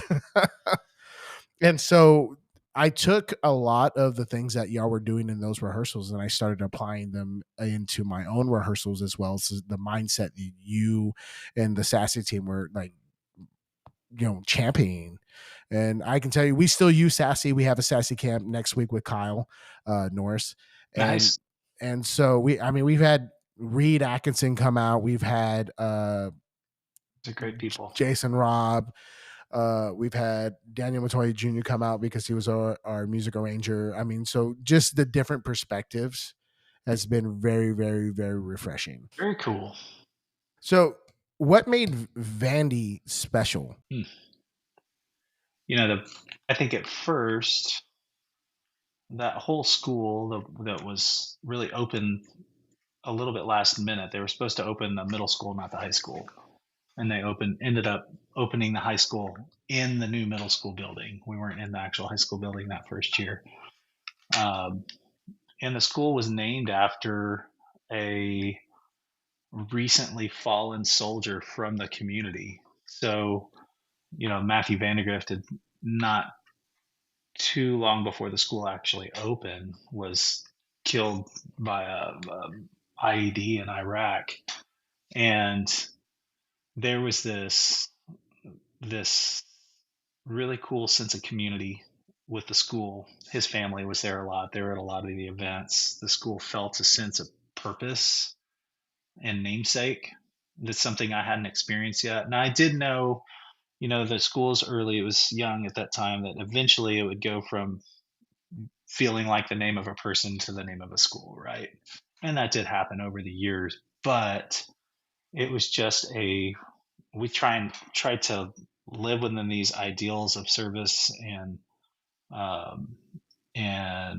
respect and all of the things that we would want to build a band program on. And honestly, for Jeremy and I, was like, well, we're starting a band program. We've both been doing this for a while. These people don't know what band's supposed to be in their community necessarily. So screw it. We're just going to do it however we want to do it. And we're going to start we're just going to do all the things that we've all wanted to do and steal all the ideas that we like and do it all at one place. So that was just something really special. And in those early years, that group was so tight knit, and that was something that we tried to maintain as the school got bigger. I think a big part of it, honestly, was the principal at the time, who's still the principal at Vandegrift, Charlie Little. He told us from the jump, I want the band to be the cornerstone of the school. So basically, don't screw it up. I have high expectations for you, but I'm going to support you 100%. So the band was kind of a big part of the culture of the school, and still is. It's just a special place. Definitely, in our district, technically, I support all the schools at the same level and love them all. But that school is home to me. And like I said, I watch my kids my actual kids lock themselves in band lockers, and I grew up in that band hall, and so did they.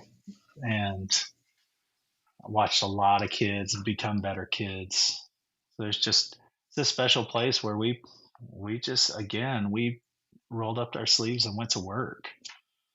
I think if people want to know what's special about Vandegrift, they should go back and watch the video of the band from 2009, where it's a little tiny band playing an easy show by Daniel Montoya Jr. And it looks like it comes off like a group of kids that aren't very talented but are performing at their very highest level. It was a good band in the end.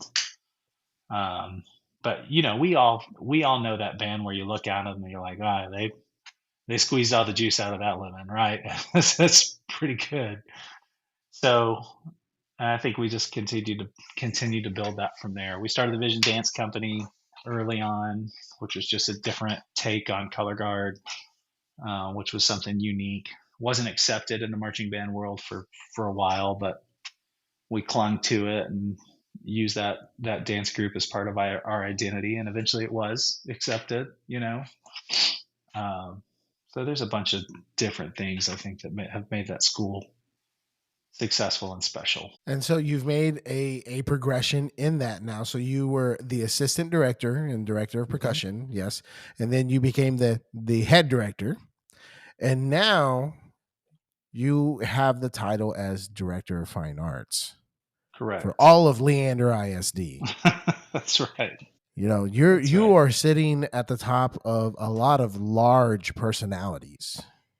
You know, great personalities though. No, they're wonderful personalities. We've talked to many of them, I've but seen your list. but they are a hoot.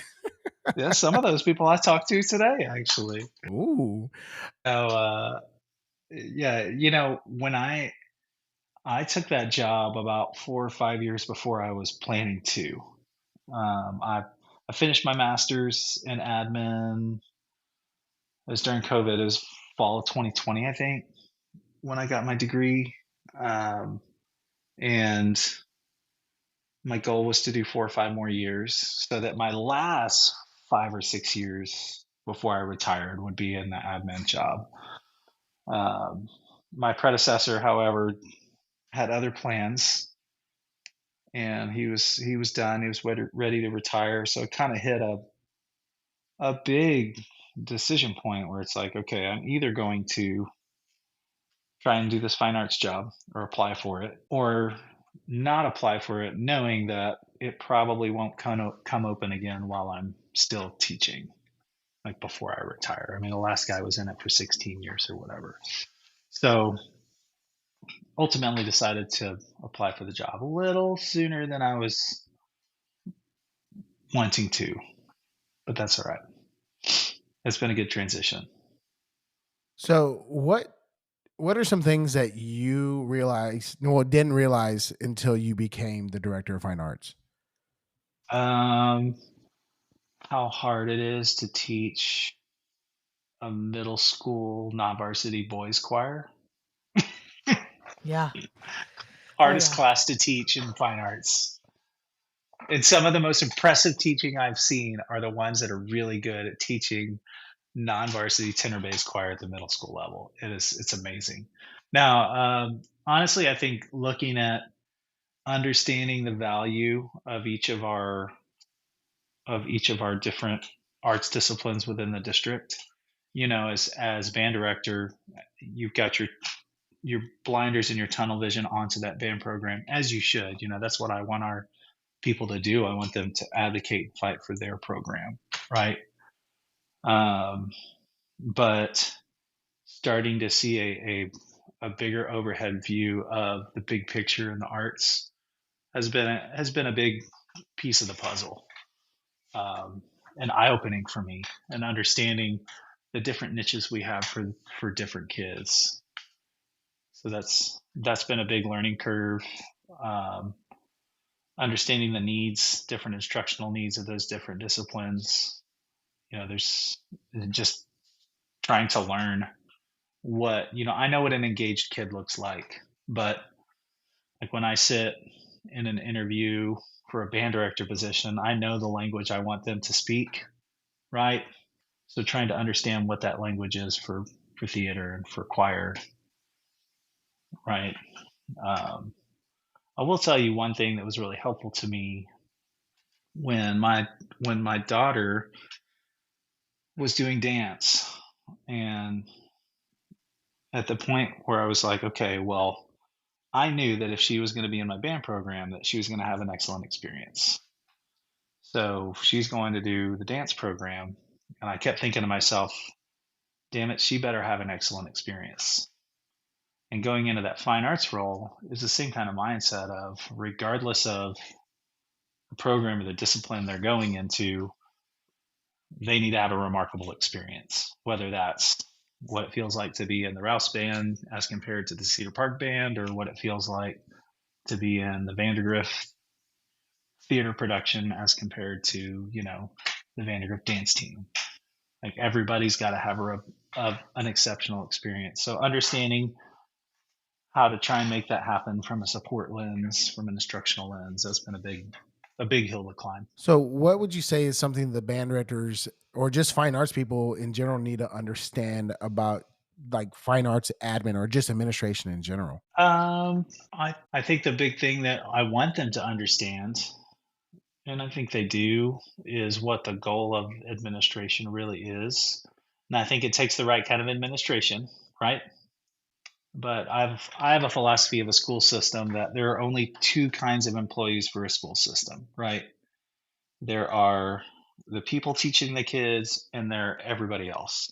That's it. Those are the two buckets. And the job of everybody else is to keep the kids safe and to remove barriers for the teachers so they can teach. Like that's everybody's job. So when I look, what I want our teachers to know in terms of the philosophy of what we're trying to do is our whole goal is to remove barriers. We can't remove all the barriers for teachers, but we're going to try and get as many of those barriers out of their way as possible so that they can get to spend more of their time connecting with kids. Um, so I think that's thing number one. And sometimes those are things. Um, Sometimes we're trying to get them out of their own way with things, or sometimes we're having to make decisions to try and keep kids safe or try to maintain funding. Um, and at surface level, they can be frustrating things for teachers. But again, I think the foundation, making sure that they genuinely understand the foundational approach from our office is we're a support network, not a gotcha network. I think that allows us to have better conversations and for there to be a better level of trust. And that transition has been really positive into this role with a lot of the people. A lot of the band directors are people that I've worked with that have been peers and colleagues of mine for a long time. So as we're curious what that dynamic would feel like moving from that role of being part of the head band director team to being a fine arts administrator. But it's really, I mean, it's been great. I get to spend a lot of times. I feel really fortunate that they invite me into their band halls. I spend a lot of time in their band halls getting to work with their kids, and it's been great. Do you ever watch How I Met Your Mother? I don't. Okay. So what you just said just kind of reminded me of a scene where the main character Ted is like a member of like he's on a lower level and he's like cutting up with everybody like making fun of the boss's shirt and all that kind of stuff. And then he gets promoted to like lead of his team. And then, as soon as he walks into the room gets quiet and he's wearing the flower shirt and everyone makes fun of the flower shirt. It's like, oh my goodness, is that what happened? Well, I think we all go through that in our band directing business. I'll never forget. It was a region meeting. It was about 10 years ago, probably, and a fall region meeting or whatever. And I remember standing in the band hall, and I was sitting having a conversation with Steve Wessels and Brian Christian. And I looked over, and there's like the crowd of fun, cutting up young band directors in the corner. And they just look like they're having a great time. And here I am talking to the old guys, and I'm thinking, wait a second, what's going on here, man? I'm supposed to be over there screwing around with those guys. Oh, you saw yourself shift across the room. You're like, no. That's just part of that process. The dynamic has changed, but it's been great. It's allowed me to see the bigger picture of fine arts. I think it's allowed me to get to be more active with tmea, which has been cool. I don't know that that's something that I would have or could have done while I was still the head band director of Vandergrift. And it's been a new journey. So you just touched on this. So you are also a very, very important figure in tmea. What is your? Not say important. That's called a downplay, ladies and gentlemen. So what is your role inside tmea currently? I'm the current vice president and band division chair for tmea. Okay. What does that job all entail for you? Oh man, way more than I thought it was going to. So it basically runs everything band division for tmea. So that's all of the auditions, from music selection to facilitation. That's the entire convention. So Of course, you have committees that assist with all of the different selection things, but that's trying to figure out some way imaginable to get from 300 clinic submissions to 42 clinic spots that you have available, right? Um, which I think was one of the most daunting tasks. And we have some great committee members to help with that. But I honestly didn't realize how many clinic submissions there were. And I also didn't realize how few clinic spots there are. When I got my clinic spots, I said I was like 42. So there's way more clinics at TMEA than that. But the honor band contest, invited spotlight contest. I mean, it's a beast of a thing. It's been a blast, but it's a heavy lift. Well, and I feel like that's what a lot of people don't realize, like all the things that happen behind the scenes for that. It's like the region organizers, Oh yeah. region coordinator people, like you don't see that. The executive secretary people for the regions, Yeah. for UIL, and then the TMEA, executive board and the people who are involved in that. Like you just don't realize what is happening behind the scenes until you're behind the scenes. Yeah. Right. It's awesome. I mean, it's awesome seeing that machine work. The convention, that we've all been going to forever. I mean, it's just the amount of orchestration of things and tasks and wheels that are turning to make that thing work. I mean, you're talking about a convention with 35,000 people, which is just wild. That's a lot. There's a lot going on with that thing. You mean it's just not Howl at the Moon?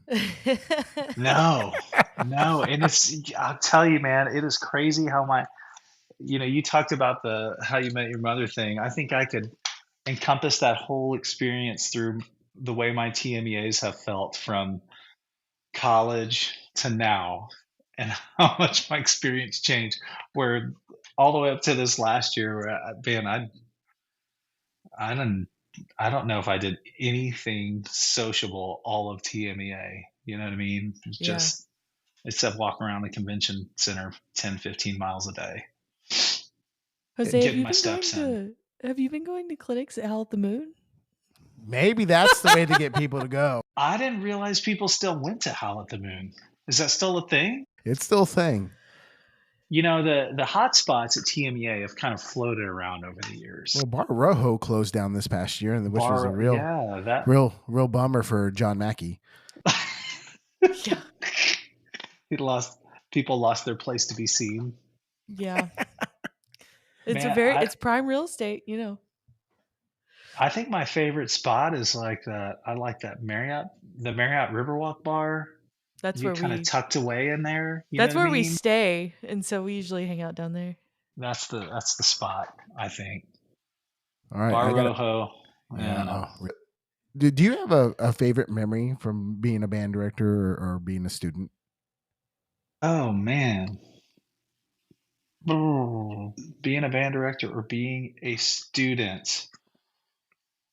Playing in the All-State Band was awesome. Jim Keen was the director, and I remember playing timpani on March Slav, and I just thought it was mind-blowing as a kid from the Hondo Band. You know what I mean? Were you in ATSSB? No. TMEA. You were in TMEA? Yeah. See, because I had him as well, but I was ATSSB, and we played March Slav. Maybe he just had like a set list that he pulled from. Probably. Did you play Dance of the Jesters? No, we did not play Dance of the Jesters. We played Shostakovich folk festival, not Festive Overture, but the thing from the Gadfly Suite. That's cool. Dance of the Jesters, I just don't like it. It's not my thing. It's because you're a tuba player. Yeah. We're playing downbeats. Clarinets enjoy it. Yeah, clarinets do enjoy it. Tubas and horns, not so much. How do you feel about bolero? It's fine. It's a thing. Play the snare drum really soft. I'm not listening to it on my car going to work tomorrow. I like playing the snare drum really soft, just about sums it up. Yeah. So when you're not doing band or fine arts things, what do you do to unwind? Love to do stuff outdoors. Love to watch sports. I'm actually training right now for a canoe race that we I've heard about this. I've heard that you have done it a few different times. Okay. we're trying to finish our ninth one. It's a canoe race called the Texas Water Safari. It's dubbed the world's toughest canoe race. So it's a 264-mile race from San Marcos to the Gulf. It ends in right over by Port Lavaca in Seadrift, Texas. So yeah, 260 miles, 80 miles of San Marcos River, and then the other 180 whatever miles are on the Guadalupe River. So how does that happen? Like, what do you just like? Is it over? How long does it take? So our fastest time is 56 hours. Our slowest time is 81 hours. It just depends, honestly, on how high the water is, and how many mistakes there are, how many things mess up. So the race itself, there are checkpoints that you have to hit within certain time limits, or you get pulled from the race. Me and my partner, a guy I used to teach with that I mentioned earlier, we've done it together the whole time. So typically the race has about a 50%, depending on the water level, a 50% to 60% completion rate. So we're 8 for 8 right now, knock on wood.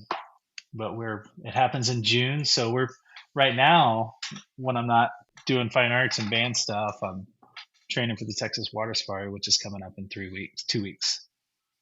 How do you see this rolls back to like that whole entire like lifeguard thing? That's what I'm envisioning now. Well, It's rough. It is. We pay money to do this. It's terrible. Terrible in the best way. I mean, it's all night. You don't stop. how do you train? What do you do to train? Well, you try and stay in shape, but Yeah. honestly, you get on the river. Luckily, we're close enough to San Marcos to where we'll drive down and we'll do sections of the course. So we'll go down and do 25, 30 miles stretches during the weekends. And yeah, there's no way to train for the sleep deprivation. That you just kind of suck You it could up. have a baby. Yes, that's right. That's right. But yeah, I think we usually sleep 4 to 5 hours total in that.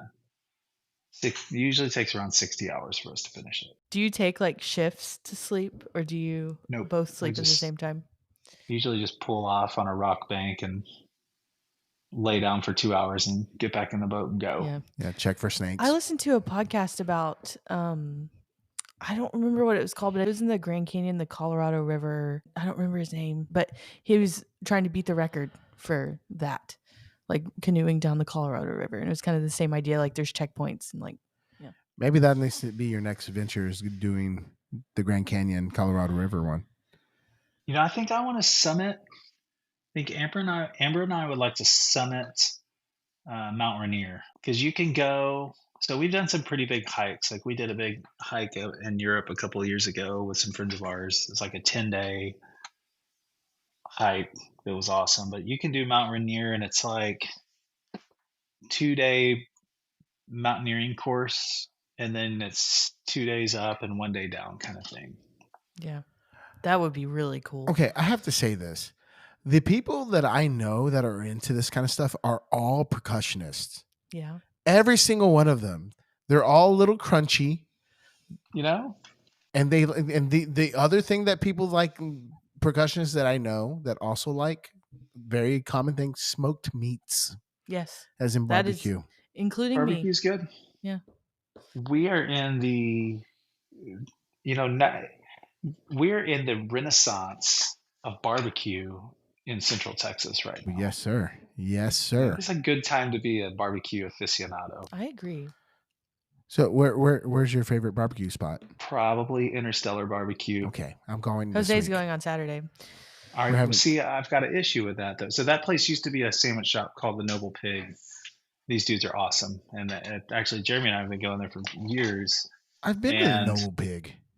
There's one in the airport now in Austin, but the Noble Pig, they're on 620. They were just tired of it, They had been on diners, drive-ins, and dives, the whole thing, right? And they're like, screw it, we're going to start making barbecue. And they started Interstellar. And for probably 2 years, it was the best kept secret in North Austin because it was there was never a line. You just rolled in, amazing barbecue. And then it was the last Texas Monthly top 50 barbecue joints that came out. Not this recent one, but the one before, where I think they were second. Mm-hmm. And overnight, Yep. It blew up. Yep. blew up. I don't think I've been back. We've ordered it a couple of times, but now there's a line. There's a line. They were number But it's 6 solid. this year, I think. Well, Mike, a whole bunch of band directors are going on Saturday. If you would like to come along. He's got a canoe race to train. I'm canoeing the river on Saturday. See? Oh, then, yeah. Like, do you ever just get like a band directors who have like a fangirl moment with you? But like they don't know how to interact. They're like, oh, it's Mike Howard. Oh. I don't think so. They just give you a little bit of wider berth. They're like, oh my goodness. I think they do, Mike. I think you don't see it. Nah. Band directors feigning at tmea. Mike Howard. That's why so many booths on the exhibit hall floor have couches now. Couches and candy. You know what I mean? If there's something you could bring back, what would it be? It could be anything. Yeah, anything. Anything from your childhood, anything from band, anything. Damn. We've had a lot of a variation of answers here. We've had people say secrets. We've had people say Dunkaroos. Secrets was a good one. Yeah. Shame, yeah. Bring back having shame. Who said shame? Justin. Oh, shame. Yep. Damn. If there's something I could bring back, I think you mentioned it before. I think I'd bring back 2 sitcoms with original staffs. I think for one season only, I'd bring back the original cast of The Office and the original cast of Seinfeld. Oh, preach. One season. Yeah. And it might be terrible, and it might not be near as good, but I think I'd bring that back. I mean, they brought back Roseanne, and look how that turned out. That's true, but come on. That's different. Come on. That doesn't. I don't think it ages. I don't think Roseanne ages as well as those two. Granted, some of the early Office stuff probably wouldn't age well now. But I have to know now, though. What is your favorite Office episode, and what is your favorite Seinfeld episode? My favorite Seinfeld episode is probably the marine biologist. The sea was angry that day, my friend. Yes, I think it's fantastic. I think the answer's supposed to be the contest, but the end of that episode, that's iconic, is a 10. I think my favorite Office episode is also my least favorite because it's just terrible and gut-wrenching. It's the one where he's promised the kids that Scott's Tots. He's going to pay for their college. Yes, Scott's Tots. It is so awful. Hey, Mr. Scott. Yes. Yeah. I've seen that episode, and I like every single. Do you know the marine biologist episode? No, I didn't. Oh my gosh! I didn't watch Seinfeld. It's where Kramer has been hitting golf balls into the ocean, and George is on this date with this girl, and he's told her that he's a marine biologist, and he's not. And there's a beached whale on the beach, and she's like, "He's a marine biologist," and so he goes. And I've seen he reaches this part. into the blowhole and he pulls out a golf ball. So that's the end of the episode. He's recounting the story at the diner. Well, that whole thing is because they had tested the episode in front of a live studio audience, and it didn't have that ending on it, and it didn't test well. So they wrote that whole thing. Larry David wrote it last minute, and it's just awesome. That's one of my favorite Larry David stories is when George quits his job and then comes back and pretends like he didn't, is that he did that on Saturday Night Live. Like he and Lorne Michaels got in like a screaming match and he's like, I'm quit. And so he quit and he leaves. And then he realized that was a bad idea. And then he came back on Monday morning and was just like, hey, and just pretended like he never quit. So do you know the Buddy Rich bus tapes? Yes.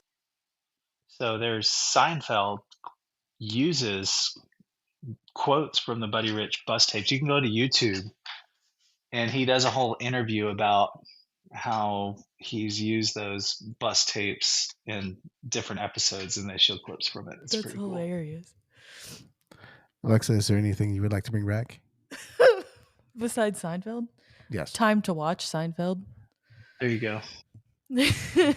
Or The Office. Actually, I would bring back The Office to a streaming platform that we subscribe to. We have too many. Well, it's on Peacock, and we don't have Peacock.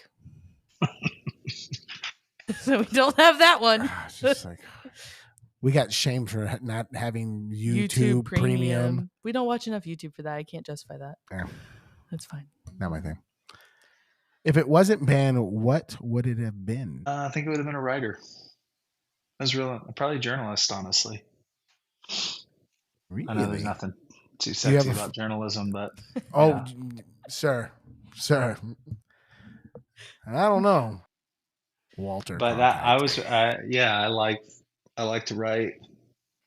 I think that was if there was a direction I would have could have gone, that might have been one of them, but that could have been a thing.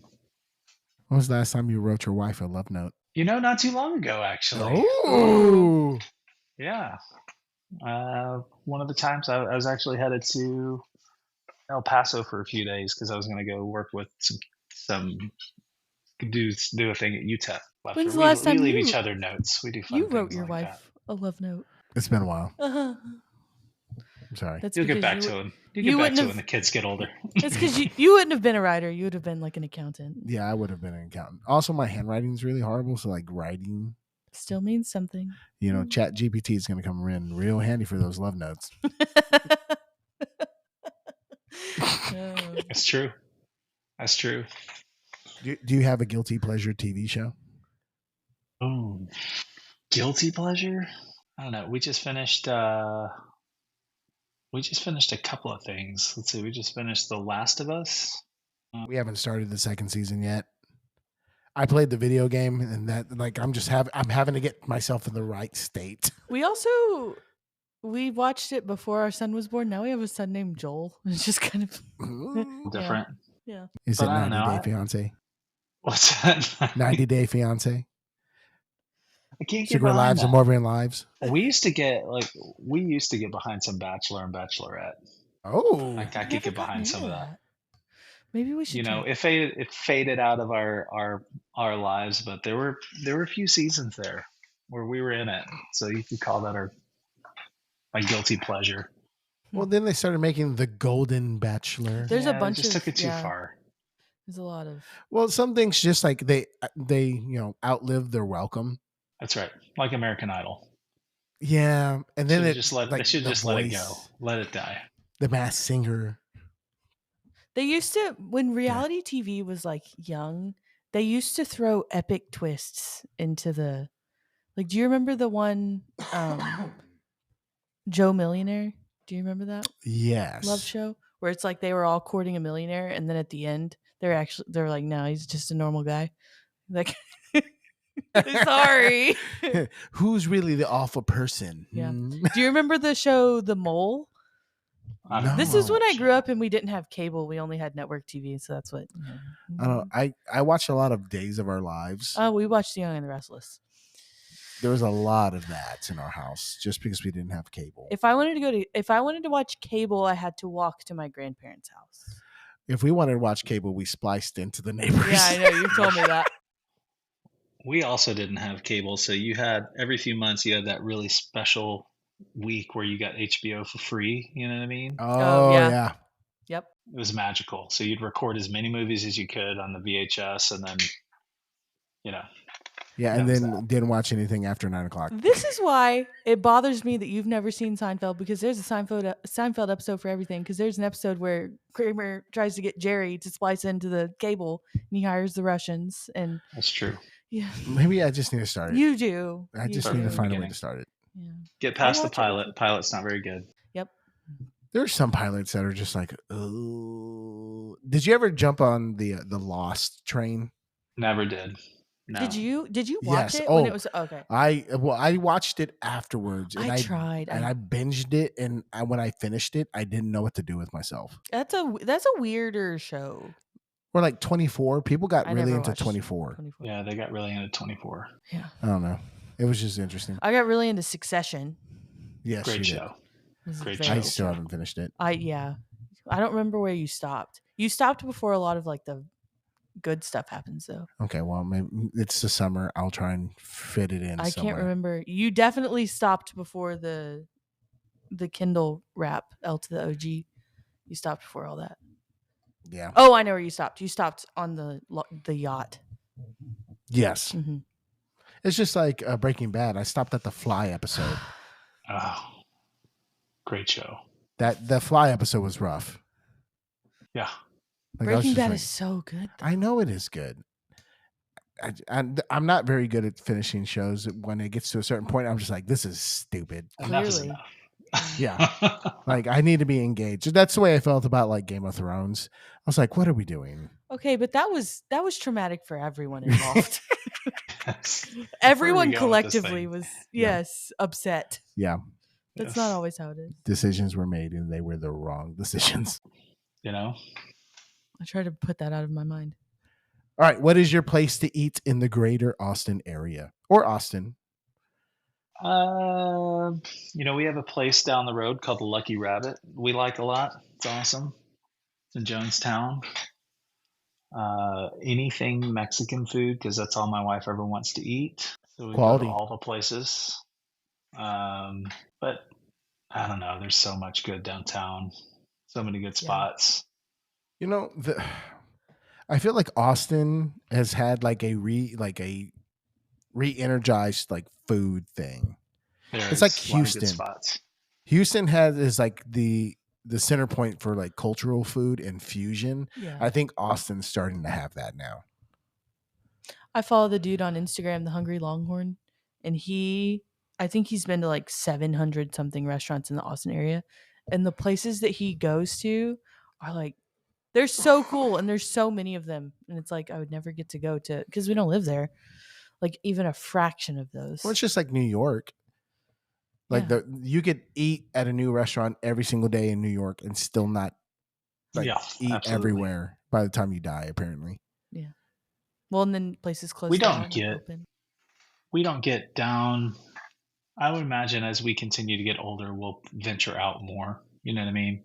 But we stay kind of north, pretty far north most of the time. We'll get downtown for different stuff. And it's not too bad. It's 30 minutes. Yeah. All right, I got some questions for you here, Mike. This whole podcast has been questions. I know. These are going to be faster. Thank you, Alexa. All right, quick fire. Here we go. All right. So real fast, how many episodes have you listened to? Have you listened to 1, 2, 0? This is my first one. Great. Listening to it right now. He's listened to I the did whole go- thing though. I didn't have to listen. We've I'm had living it. 100% retention. I did go through the list though, so I'll listen. I'll listen to. I've got some select people that I saw on your list that I want to give a listen to. I feel like we've asked some pretty good people to be on the pod. I think I'm gonna listen to Roberts first. Yeah, I think Kim talked about you too. I feel like she mentioned you. Okay. Well, I tried to dig dirt up on almost everyone. You, I didn't because you hold too much power. But I tried to dig like dirt on Kim, and nobody would spill the beans about Kim because she goes, "Oh, I got the secrets." No one would speak. No one would say anything. That's hilarious. Kind of like I am Spartacus Yeah, situation. it's just like, oh my goodness, like I need some dirt. So, but that didn't happen. Oh well. All right. So, what's your favorite type of weather? Favorite type of weather? 72 degrees and sunny. Oh, that's good. What if you could have any superpower? What would it be? I think I want to be able to see the future. Yeah. Do you have a favorite silly word? But appropriate word? Dealer's choice. I don't think so. I don't think I have a silly word. I don't know if that makes me a dry person. I say sarsaparilla. and You say that succotash. very frequently. I don't know why I say sarsaparilla You're so often. obsessed. It's a good word. Yep. And then I bring up the John Mackey Rolls off the piece, and you're tongue. like, "What?" Yep.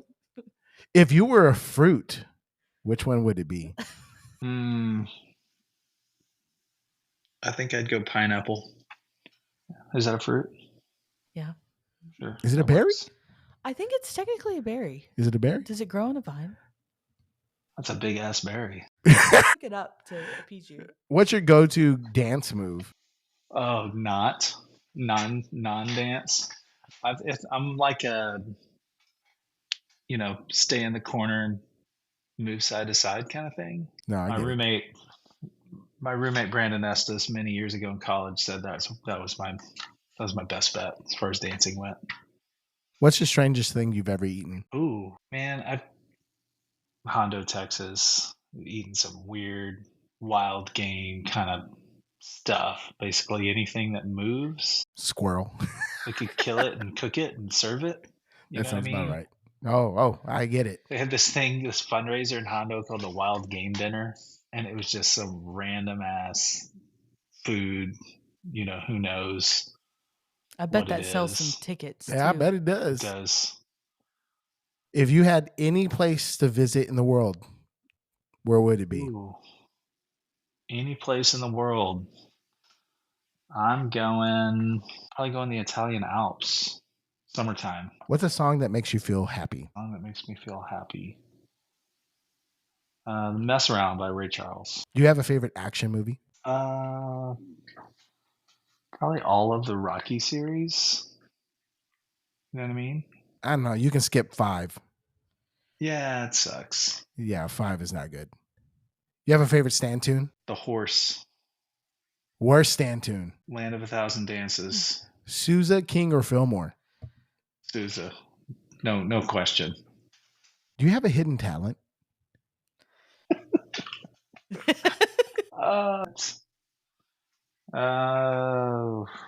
Yes. Making cakes. I can make the hell out of a high-end decorating of cakes. Wow. Cake boss over here. He needs Yeah. tmea proposal. Making cakes with Bake Mike cakes Howard. with Mike Howard. That's what you need. You need to pitch this to Josh Gall, the Gall brothers at UDB, There it is. and be on UDB. Stride TV. Cake with Mike. Cake Making a with cake with the chef's thing on. I do like to cook. I love to cook. toilet paper, over or under? Under.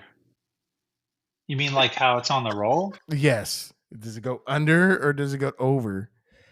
No, it goes under. Pull it from behind. Yeah, this podcast is over. Yeah. It's a full stop on that one. Is a taco a sandwich? No, I don't think so. If you had a spy code name, what would it be? Spy code name. I think I'd use Maverick because I'm a Top Gun fan.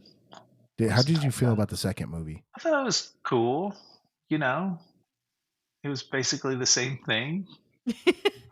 Yeah. I really enjoyed that movie. It made me feel like it was a good blockbuster again. Yeah. There was a lot of throwback, which I appreciated. That was good. Yeah. Good to see in the theater. Do you have a favorite store? Favorite store? I can't say Amazon, right? That's a cop out. Yeah, it's a little bit of a cop out. I'd go like an outdoor store, like REI or Dick's or something like that. I like this is an old guy thing, but just a solid Home Depot visit. You know what I mean? Oh, I get it. I think you get into that. I could just walk around Home Depot. You can get into that era of your life. You're like, you know what? Going to Lowe's sounds good. Solid. Is there a movie you enjoy quoting? The Big Lebowski. Oh, The Dude. The Dude. Yeah. That's a good one. Didn't they just have a thing with Jeff Bridges and John Goodman?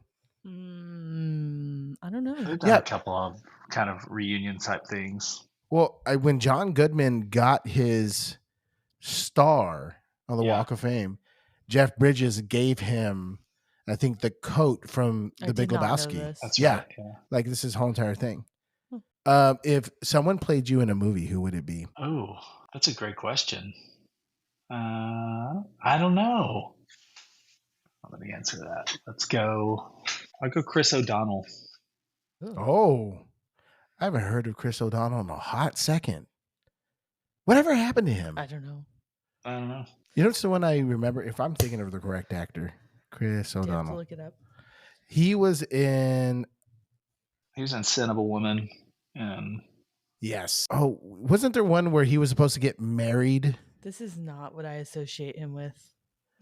Oh, what was it? Sin of the Woman. Oh, the Batman. That's what I associate him with. Batman and Robin Yep. specifically. Oh, The Bachelor, I where his grandfather like left him a huge sum of money, but the only way it could work, spoiler alert, is that if he got married before his like X amount of time. This seems like a movie you have seen. Oh yeah, do you have a favorite rom-com? favorite rom-com. Hot take. I love rom-coms. There's no hot take I here. would go. We love it. I think I'd go When Harry Met Sally on that. Oh, Okay. I'd throw Love Actually in there. Also solid. You know, you got your back-to-back Tom Hanks, Meg Ryan situation with Sleepless in Seattle and You've Got Mail. yep. Classics. We'll Classics. do everything. You Yeah. don't even like Sleepless in Seattle, though. It makes me We've sad. talked about this before. It makes me It's sad. It too hits me sad right in for the you. feels. It's a good movie. It is a good movie. I just like I'm weepy. I'm very weepy. You've gotten weepier as you've gotten I older. have. Like you show me a soldier coming home video, tears. You've always been like that. Yeah. But now it's like we watch, I don't know, we've watched children's movies and Bluey, and I look over and you're like crying. Are you a Disney adult? No. I don't dislike Disney. It's fun. But that's where it ends. Yeah, I mean, if I'm gonna, it's fun to go. I guess we'll go again at some point, but I got a lot of places to visit before I go back to Disney. Yeah. I'm going to say, You got the which time, you gotta band? go. That's the real question. Which band are you going to go with? That's right. Yeah, just hop on. See, and he can do that. Yeah. Because he's the boss. Yeah. I'm going to need you to get that comp ticket. I It's want to coming go to this that new direction. Universal Park now. Yeah, it With looks the- pretty solid. It does. The Epic Universe. I want to Looks go cool. to the Nintendo part of it. I've never been to Universal though. I haven't even been to Harry Potter World at all. I'm just Shame. sorry. Yeah. Shame. I've never been with a band that went to Universal. Well, Mike, here's the question everybody's been waiting for. Is there a Dairy Queen in your hometown? There is a Ooh. couple. Did you say Actually, a there's- couple? Yeah, because there's one in Cedar Park and there's one in Leander, a new one in Leander, not too far from my office. Is there one in Hondo, Texas? There is. Of Okay, course, there is. What's your order from a Dairy Queen? Steak finger basket Solid. with a blizzard. What's your Blizzard order? Probably cookie dough. Maybe if I'm feeling frisky, Butterfinger Reese's Cup combo. you know? Oh, Solid. gluttonous. That's right. Glutton. It's a solid order. That is a solid order. We had Dairy Queen earlier today. There you go. To appease a small child. Yeah. Which I didn't know you bargained with her. Well, yeah, you got to work with all your chips. Our daughter went to like drill team camp, and it's just a 3-day Okay. camp, 2 hours a day. And she just decided that she was angry mid camp. The root of the issue was she raised her hand to ask a question, and they did not answer her question. So she decided she was finished with those people. And Jose pulled her out and talked to her, and he was like, "If you go back, I will take you to Dairy Queen." So that's how we finished the day. Yep. Well, she got a dip cone. There was also controversy though with the dip cone because we get to Dairy Queen, and the whole time that it's like a 20-minute drive on the way home from school to Dairy Queen. And so we get to Dairy Queen, and the whole time she had said, "I want the Cookie Monster dip cone." And we get there, and they say, "Sorry, we don't have that anymore." So she threw a fit for a second, and then I was like, "We are leaving if you don't tell me your alternate order." And so she decided on a cherry dip cone. There you go. So that's how the We've been saga doing ended. some Dairy Queen stops because my daughter is a Kilgore College Rangerette. She goes to school in Kilgore. So we drive by a lot of Dairy Queens Oh, yeah. between Austin and northeast, east Texas. Yep. I've always said that you're in a small town when you go to a town and the main food is Dairy Queen. Well, that's why we asked the question. Yes. Texas stop sign. You know what I mean? Yep. Well, and then there's the people who have like the fancy Dairy Queens, which are called the Mayfield Dairy Queens. I didn't know there was a difference until somebody said we have a Mayfield. Well, the one That's in what Cedar we have Park. in that's Yeah. what we have in Cedar Park and Leander, the bougie ones, Dairy Queens. Yep. Well, you know about those Pizza Huts, right? The retro Pizza Huts. No. Pizza Hut classics. Yeah, I have to pull up the list. I think they must be national, but there's Just a handful. like OG Pizza Hut. You There's can go a in, handful of them across the glass, country whatever. that are like the 90s vibe with the chandeliers. That's kind of and awesome. Yeah. Are they still carpeted? That part was kind of gross. There's one in Cameron. I think that's the closest one to us. Is that what we That could decided? have I think so. That could have been my bring back Pizza Hut. OG Pizza Hut. I used to love going to a Pizza With the Pizza Hut. buffet. Yep. After a T-ball game or a baseball game on Saturday. We used to go skating on Saturdays, and then we would go to Pizza Hut. It was right across the street. Baseball, and then, all right, guys, we're going to Pizza Hut.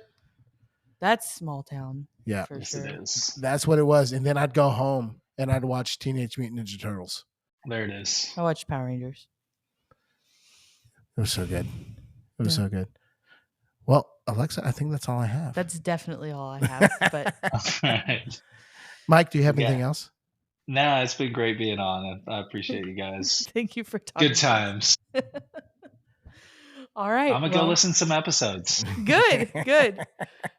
Well, thanks for listening to Band Yap. We'll see you next time. Bye. We out.